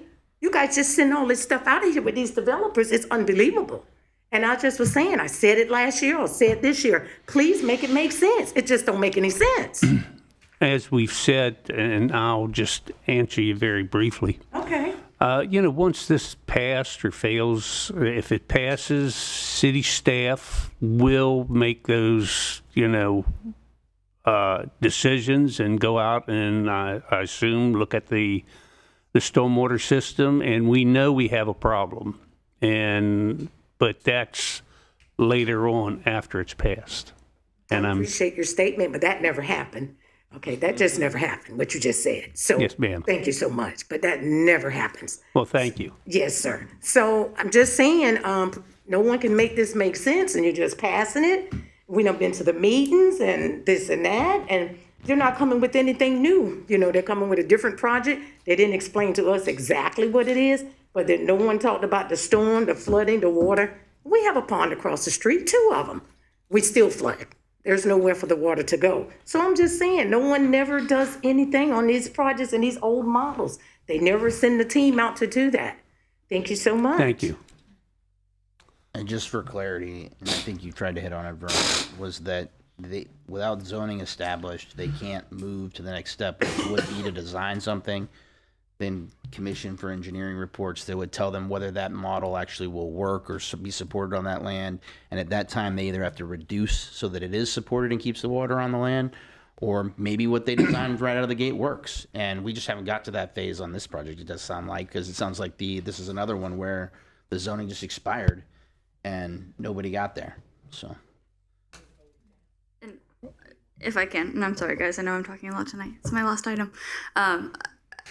When we talk about stormwater and review, this is one that it's a good example. It was a key concern during the plan development process. And so when it went to commission, we had a full stormwater design and permitted stormwater set.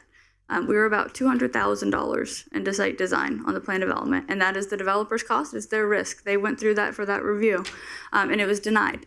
And so all of that is useless out the window. And so at this point, without knowing what zoning is in place and what they can do on the site, they cannot design for stormwater. They cannot continue to go through that type of process. That makes sense.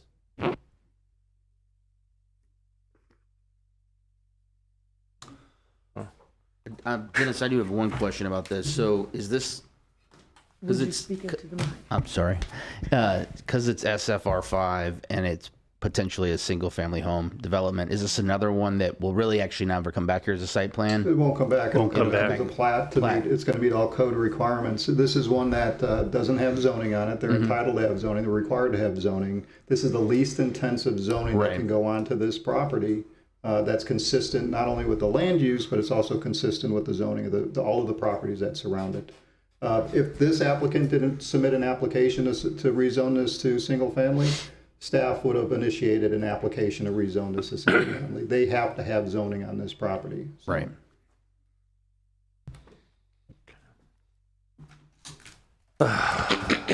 Did you have any other speakers or?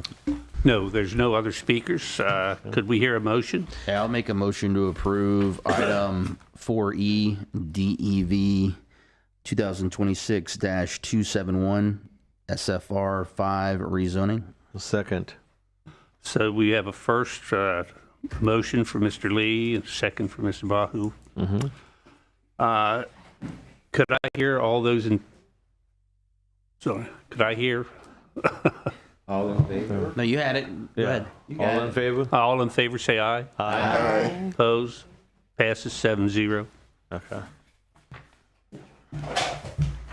Okay, we'll move on to 4F.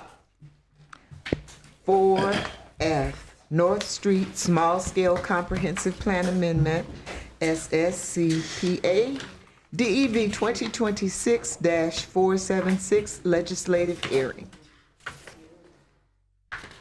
Okay, thank you. Dennis Mrozek, Planning Director. This is a request by Growth Management and Planning Departments to approve a small-scale comp plan amendment to change the future land use designation from Level 2 residential to local service industry for 4 properties totaling 0.74 plus or minus acres. These properties are located just south of North Street and just west of Ridgewood Avenue. There's the aerial showing you a couple of developed commercial properties on Ridgewood. I think there's a single family on one of the lots and the other lot is currently vacant. Dennis, is that by the Second Harvest? Yes, it is. Okay. Yeah, right across the street. Right across the street. The current zoning on the properties, you have M1, which is a light industrial zoning on North Street. And then on Ridgewood, you've got a BR1 and a BR2 zoning, which are commercial zoning designations. The land use of all of the property currently is a level 2 residential, which really doesn't accommodate an industrial use or doesn't accommodate the commercial uses. So the zoning, it has not been consistent with the land use category. So what we're doing is doing a land use change on these 4 properties to be consistent with the existing zoning that's already on those properties. So that you see the level, the local service industry that we're proposing to change it to. I'm not going to read all of this. Yeah, just a couple of the highlights that we're going from the level 2 to the local service. The current zoning, the MR1, the M1, the BR1, BR2 are consistent with not consistent with the level 2, but they will be consistent with the local service industry. And it'll make it compatible, the zoning compatible with the land use, which is really our intent. Right. When we do a land use change, we look at the impacts of changing from one land use category to the other. In this particular case, the water and sewer will actually be less that would be generated going from the residential to the local service industry.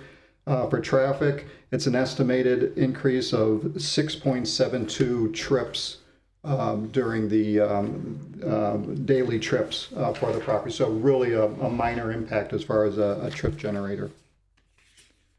So staff does find the small scale is consistent with the comprehensive plan, does not represent urban sprawl, and the city has the capacity to serve the demand unavailable water and sewer. Staff recommends approval of the proposed future land use map amendment from the level 2 residential to local service industry for the 0.74 acres. Majority vote of the planning board members present and voting is required to recommend approval to the city commission, and we're expecting this item to go to the city commission for first reading on October 7th and second reading on October 21st. And that concludes staff's presentation. Any questions for staff? I do. I mean, I'm very familiar with the area. I'm going to pull the map up again. No, I'm just curious more than anything. What's the driving force behind this change? There was an applicant that came in, a property owner that wanted to do something on the property, but they couldn't do it because the use was consistent with the zoning, but it was not consistent with the land use. So we had to make the land use consistent with what their existing zoning was. So that's what this is to clean this up so that they can actually do the uses that are allowed in the zoning. And are you able to share what that might be?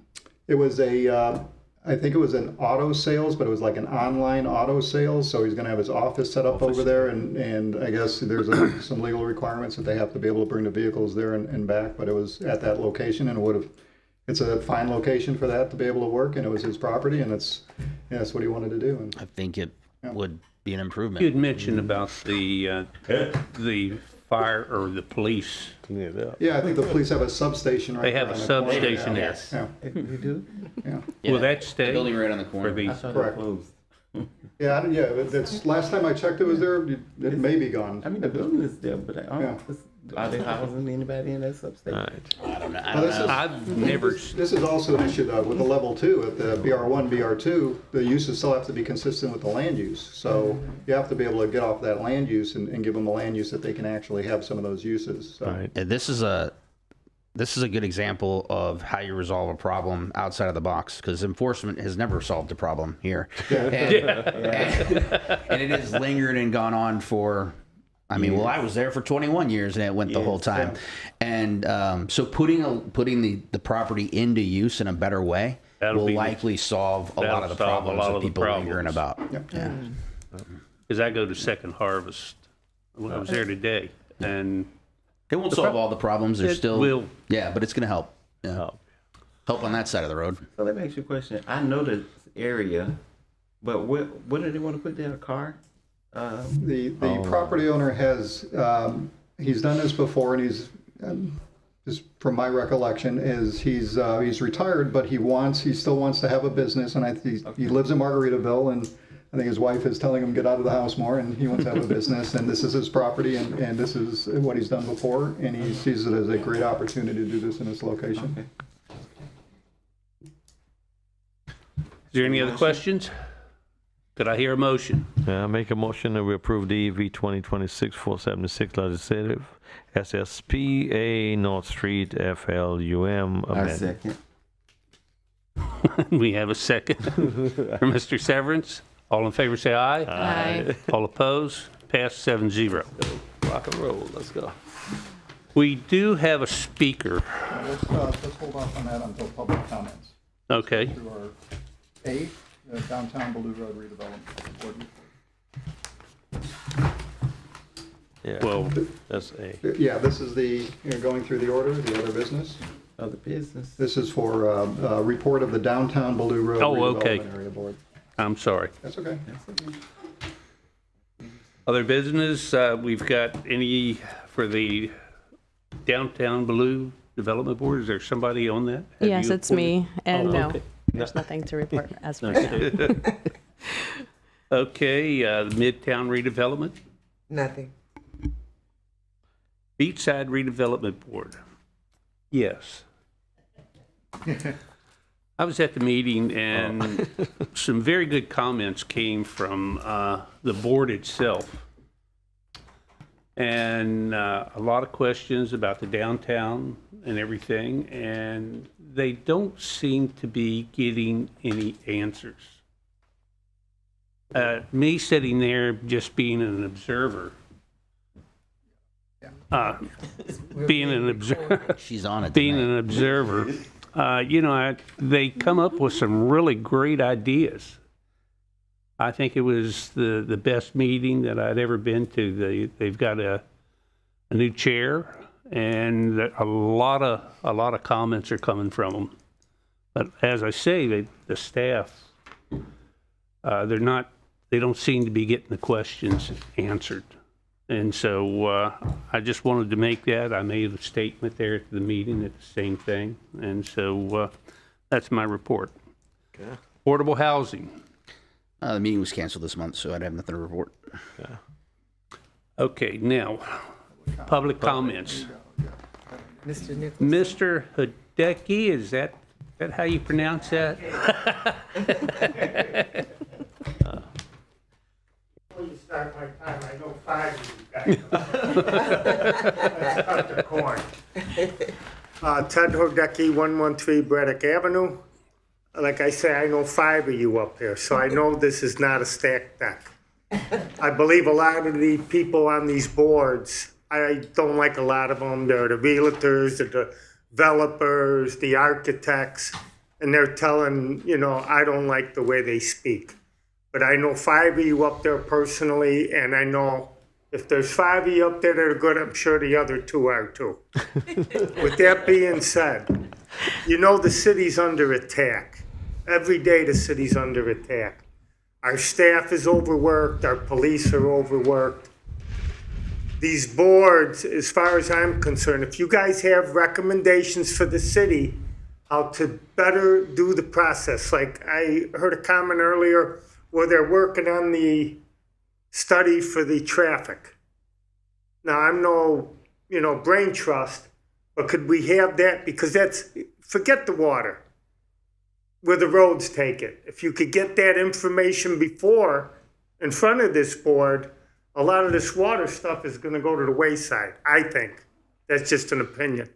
But as a board, if you guys have suggestions for the city of how we could change this board, because I'm telling you, the city's changing, and it's changing because there's a lot of stress on it. And I think I'm seeing a lot more people getting involved that were never involved before, and they're smart. So I'd like to see this board, if you have any recommendations of how we can, the city staff, which is overworked, if you can cut down on that or do anything, head it off at the pass, put it on the other end instead of behind and save footwork and all the hours that goes into it. I'd like to see that because I think this is a good group here. But there's things we can do to change. And if people say, well, that's the way it is, well, you know what? A lot of things used to be the way they used to be, but things are changing. And what we got to do is these boards got to change things. They got to be the catalyst for change. It's not the same, it's in the book. If the book's not right, you rip out a page and you put a new page in. Mm-hmm. I mean, you guys are entrusted by people on the commission to be up here. So I'm assuming that they're going to listen to you. Put your heads together and let's come up with some real good things to save manpower from our staff and cut down on a lot of the other stuff. Because I'm going to tell you, them commission meetings are overwhelming.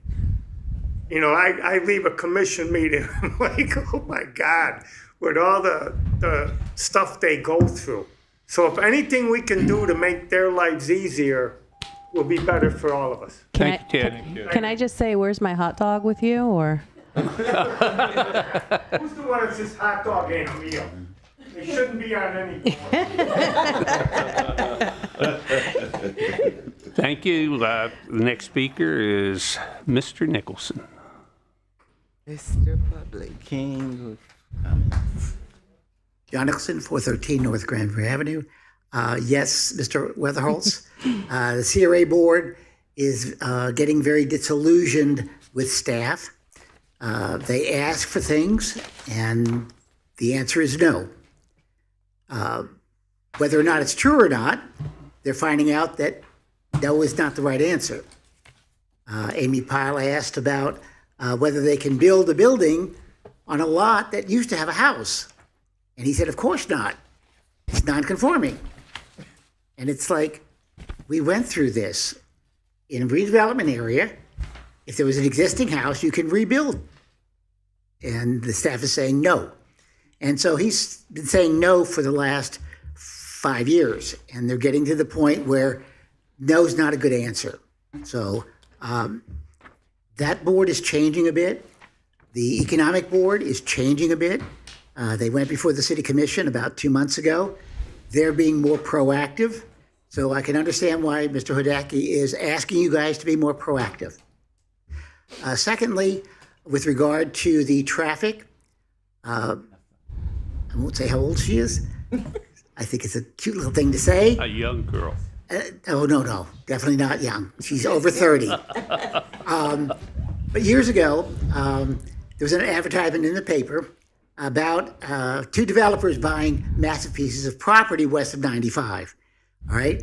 They got up before the city commission, and I said that's because I know certain things, that Mosaic was coming in and Margaritaville was coming in. And Rob Gilliland said absolutely not. We will not have any homes built west of 95 until 2025 or later. Well, guess what? It's 2025, and if you check, there are homes out west, all right? And I made a comment that we would hit 70,000 people by the 2020 census. We hit 72. I made a comment that we would hit 90,000 people by the election that's coming up in a couple of months. We have hit 90,000. All right? So I had mentioned that we needed to widen LPGA, that the traffic would be horrendous because I saw it happen in Miami with Kendall Drive, the road to nowhere. All right? And again, Rob Gilliland said, no, it's going to be widened in 2040. There's no need to widen it before 2040. You just heard the people saying we need to widen it. There's something coming down the pike. It's going before the planning board for the county. It's called data centers, right? It's a big issue. It's a political issue. I would ask you to look at that. We have the water. We put 10 million gallons. We waste every time. I'll talk to you later about it. But it will come to you. Please look at it carefully. Thank you. Thank you, John. Thank you. Pressure is on.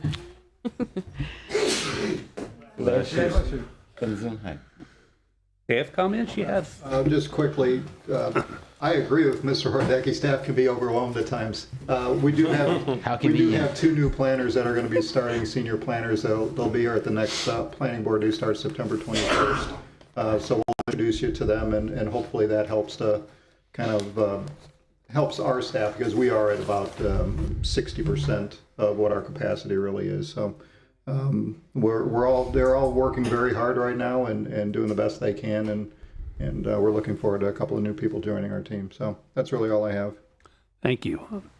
Okay, we've had a lot of comments from everyone. Is there anything that we should go over for the board?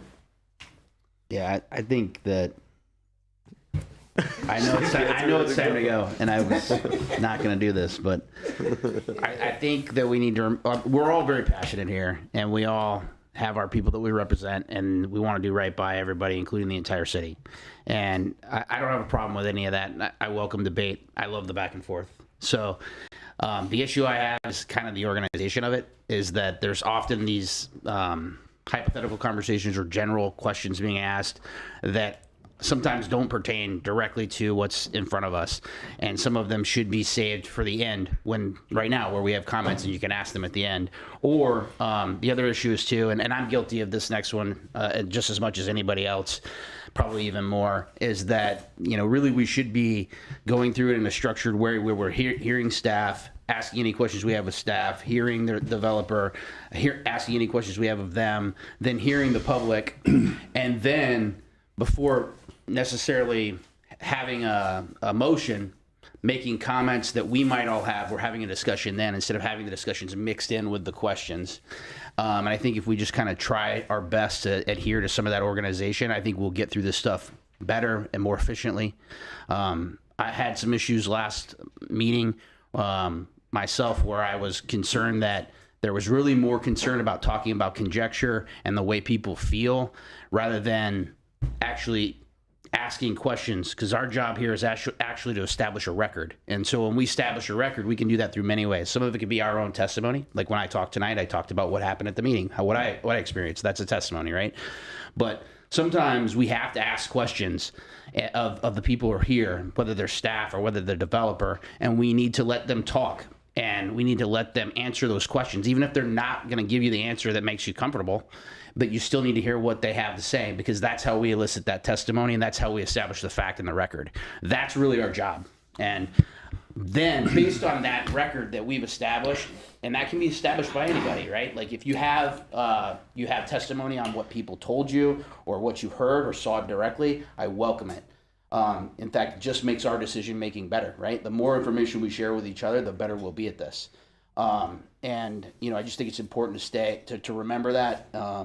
We get very passionate, sometimes kind of interject at a time, and the testimony that's really important to the meeting doesn't get established and said. So, we during the comments, every one of you have a chance to ask staff if you have a question. You have a chance to ask whoever's presenting whatever thing. You have that opportunity. What you don't have is going off subject. You're asking, something that really doesn't pertain to the item that we're talking about. It's maybe feeling or whatever, but if you have a relevant, question, ask it.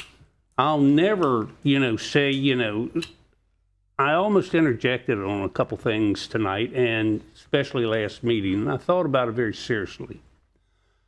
But I think that, to get your comments, that's what we're for. I wasn't sure about making the suggestion. We can suggest, but one thing you have to understand, our job here right now is to talk about what's presenting, the item, nothing else. We can say, well, the flooding, we know it's terrible in all of the city. And, but to keep on the subject and just what is in for us, that's what we're here to do, say yes or no. That's our job, and that's our mission. And from now on, I am going to interject on some of the things if you get off subject, and to make it pure business, not conjecture. You can give your thoughts, but it has to be on that subject, nothing else. Mr. Chair? Yes, sir. When I understand what you guys are saying, but all of our comments that we make at this meeting, we represent our zone, our neighborhood. If you look at the Robert Rules of Order, when there is discussion, we can ask staff, the applicant, and when the public discussion comes up and issues are brought before us of concern to those particular constituents, we have a right to address it because it did not come up earlier. Under the rules of Robert Rules of Order, when you look at that and a motion is presented, we also have a right to discuss, a further discussion on that motion after the motion is presented. So absolutely, I've never said that you don't. Just a minute, sir, please. So in terms of our representation, if an issue is brought up before us that we were not aware of during the presentation by staff or by the applicant, but the public, which we represent, brings up an issue, we would be negligent if we did not address those issues. Most of the time, it's not just a yes or no before us. We are here to ask about the issue before us. We're here to discuss those issues before us. If not, we would just be rubber stamping whatever the planning council, the planners before us to a yes or no. There is more to it than that. The zone that we represent, we are their eyes, their ears, and we speak for them. Is it passionate? Sometimes it is. Is it going to be on the subject matter? I think it is. is it not, then it becomes a determination of, what it represents or what is a yes or no, or is it germane? And I believe that's your job, which, that's okay. But in terms of the discussion, sometimes we cannot wait until the end of the meeting when all the public and all the people that we represent have left, because they've gotten the impression that we are not going to do anything about it. The city commissioners entrust with us that we're going to listen, we're going to talk about the issue before us, and we're going to present to them a recommendation so that they don't have to, this is like, do the part of the work here before it gets to them. It makes their job easier. In terms of the items before us, there's nothing to stop us to say, like your motion that you presented about one of the issues before us, and then we can debate it. And the motion, if it's second, we can still debate it, and it's either yes or no vote. And I understand that some of us want to, go home quickly or go out of here. But when we took this job, right, we said we're going to sit here, we're going to represent the zone, and because most of the people don't come here. And some of us, hey, I do talk a lot, but okay. But you see, the thing is, what makes it clear to me, all right?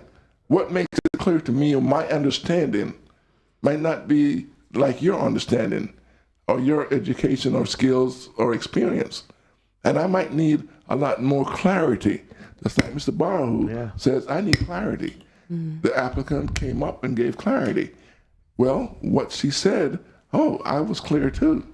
But as a representative of the zone that I represent, right, I want to know when I say yes or when I say no, I am clear in what I'm doing. And I appreciate, I appreciate your guidance. I do. I agree with what you're saying.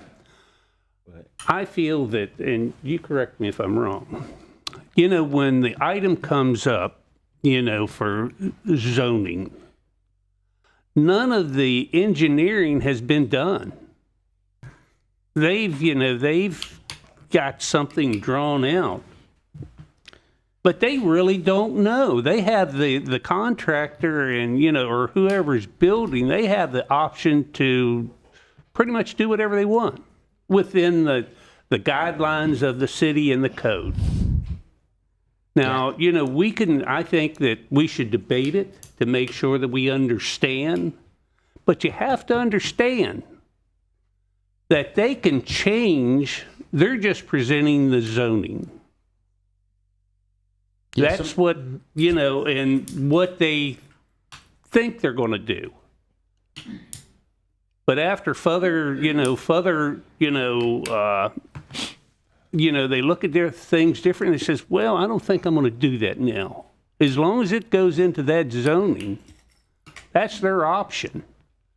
It's and a big thing about flooding. All of us know. We know that area well. Tell me one area in Daytona that doesn't flood. That's a better thing to say, Every place floods around here. And, as of right now, we don't have an answer. Yeah. So making the pipe large and, maybe they will do it. But that's not our job to say that. But our job is to give the developer guidance. If somebody has a property that they want to build on, right, and they come before us and says, I want this to be zone, whatever the zone is, and yes, okay, you've listed all the zone requirements. Planning means, okay, what are you going to do with that property? We would like some idea. We can't just give you a blank check. You go out and say, oh yeah, you already zoned it for, say townhomes. That is part of the issue. Zoning, is it appropriate for the request that you're bringing before us? Absolutely, because, staff is going to say, what the zoning, the zone that they're applying for. But we have an obligation, though. But I think what's happening is happening right now, and we're losing sight of what we're talking about. Is that it's appropriate for you to make all of those comments at the comment time, right? But asking the questions of the developer for things that they haven't been required to do yet or don't know the answers to yet, that just confuses the conversation.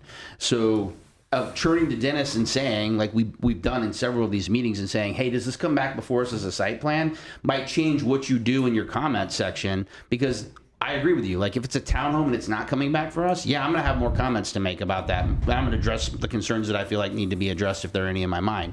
But if it's a site plan that's coming back for us, then we're going to bookmark that, and we're going to address it when it comes back before us and make sure they did do all the engineering studies that they needed to do, right? I mean, we're all pretty diligent in what we do up here. I haven't seen anybody that's sloughed off their job. And I think that's the problem, is that we're here for zoning. We need to stay on topic with the zoning and not get into all the theories of what's going to happen down the road. Earlier, they asked about lot sizes on a lot, and somebody answered the question as that was fact. Even though there's been no engineering study done for stormwater, they have no idea whether they can even fit that many homes on the lot or on that land, or that those will ultimately be the lot sizes. So we're providing information to the public by asking these questions and then getting confused in it, so that when then it comes back later with a change, they're like, oh, you guys said 50-foot lots, and all of a sudden it had to be down to 40-foot lots or whatever the minimum is. And it creates confusion and noise. That's where the assistant city attorney should either come in and interject and say, that's not germane. According to so I try to just so I can speak on this topic. I try to avoid interjecting myself so as not to influence the board's decision. If multiple board members look like they are getting to a point where they are considering things that aren't appropriate to the ultimate decision in this quasi-judicial hearing, at that point I would step in. And I agree with some of the points that Captain Lee has made about structure. I do think it's important. Ultimately, this board is an advisory board. You're going to be making a recommendation to the city commission. I don't think it's highly likely that we're going to be challenged in court over a decision that's made in this board. But as the city's principal litigator, I am mindful of these kinds of issues, and I do try to assist in avoiding litigation when we can. And so, yes, if you're going to ask questions during a quasi-judicial hearing, it would be appropriate to tie those questions to specific criteria that are relevant to that particular item, and not every single application that comes before you has the same criteria. So it's important to keep in mind what type of hearing we're having, what are the criteria for that particular application, is this issue that I'm concerned about relevant to those criteria, and tie it back into something that is relevant to the decision that's to be made by the board. And that would be my recommendation. And again, to the extent that the majority of the board appears to be veering off course, at that point I would see it as my role to jump in. But unless that happened, I wouldn't want to influence the decision-making process in that way unnecessarily. Well, it's not influencing the process, but giving us guidance. And if I would echo the sentiments that have been expressed by your fellow board members in terms of sometimes there are questions that do seem to get a little off course for the topics that are, or for the particular application that we are discussing in that moment. And if I can just add on to that, in our staff reports, we have a review criteria based on the application that's coming forward. What I would recommend is use those criteria and stay within those boundaries of what that review criteria is when you're asking your questions, and don't go outside and beyond that. Stay within the parameters of what that application is and the review criteria is. You don't want to advance beyond that, because that's when things can start going sideways. But remember, our main duty is to represent our zone. And so your duty is to make a decision based upon the evidence presented at the hearing. And the evidence is part of the public opinion. And if the public comes in and says, hey, this street is, there's a sinkhole here, okay? Now, is that fact or fiction? Isn't that part of the evidence? Isn't that part of the testimony from the planning board, the staff, the city, the applicant, and the public? That is part of the evidence. That is testimony that you have to look at. If, like the guy says, hey, the lot is full of water, and we ignore it, but yet we went ahead and, advised the commission that, yes, go ahead and do it, right? There is something that we're not representing, or we're not looking at all the evidence. That is evidence. We have a right to look at it, to discuss it. And Mr. Chair, if I may interject a little bit here. I've been on the board for a number of years now, and I think we have a pretty decent process in going through where you ask the city staff and then you go through the developer or whatever. There are some things that's not real crystal clear, and I think that we have a right to ask for clarity. Just to mention, the lot sizes was something that were brought up in a neighborhood meeting for one of the plans, and the staff there answered it and said 50, because one of the residents asked, 50 by 100, so that's where those numbers came from. But I think there are some things, if I'm going to make an informed decision to the best of my ability, I need to have as much information or clarity of information to make those decisions, knowing that that the city staff have already gone through a rigorous process to put all that. It's a lot of work to put this stuff together. I've seen some of the packets. I was like, good Lord, we got to read all that and go through that. So it's a lot of work goes into it, and I applaud you and I appreciate that. But then there's something still that sometimes maybe asking the attorney or maybe asking the developers, just something that would bring some clarity to it. And I think we have a right to that in order to make an informed decision to cast a vote. And so I personally think we have a good process. It need to be a little more focused at times, absolutely, because we do get off some exits. So if we can stay on that main road, that will make the time and everybody's time more valuable, and we can get our assignment done. I agree with you, and I don't want to make it any part of what we've talked out here make anybody feel like they can't ask questions. In fact, that's quite the opposite, because my biggest issue from the previous meeting and really the last thing I had to say is that all I would do is ask all of you as other board members is respect my time when I'm asking questions, because in that meeting, I was interviewing the developer or asking questions of the developer because it dawned on me that there was other information that they weren't sharing. So I elicited that through questioning, and that questioning was interrupted and stated that it was irrelevant. And whether you think it's relevant or not, you should sit here and take in the testimony that I'm eliciting from somebody. And then at the end, if you don't think it's relevant, then don't factor it into your decision make. But don't interrupt and stop the questioning. I think that's inappropriate. It's disrespectful to the other members. The last thing for me on this is if you do have questions before the meeting, and I offer this all the time, please reach out to me. If it's a specific question on a project, please reach out to me, and I will go over any question you have. If I have to come to your house and sit down and go over it with you, I'll do that too. But just if there is anything that comes up that's maybe you're uncertain about the process, about anything, I'm always available if you want to reach out to me. So. Because I have a meeting, for the board.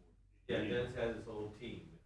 Mm-hmm. And I mean, if you have something that you're unclear of, I don't think that a lot of times, I think that we go beyond. And that's all I'm saying. Okay. Well, thank you for dropping the packets off at my house. On my way home.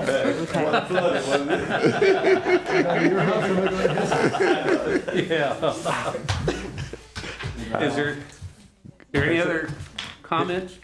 I wanted to make. Did you see that Dennis Jolly is still in the running for governor for the state of Florida? Yes, I did. Is he? I don't. From Dennis. He's from here. From here. that farm that worked here. I did not know that. I've seen that. It's a board, Tony.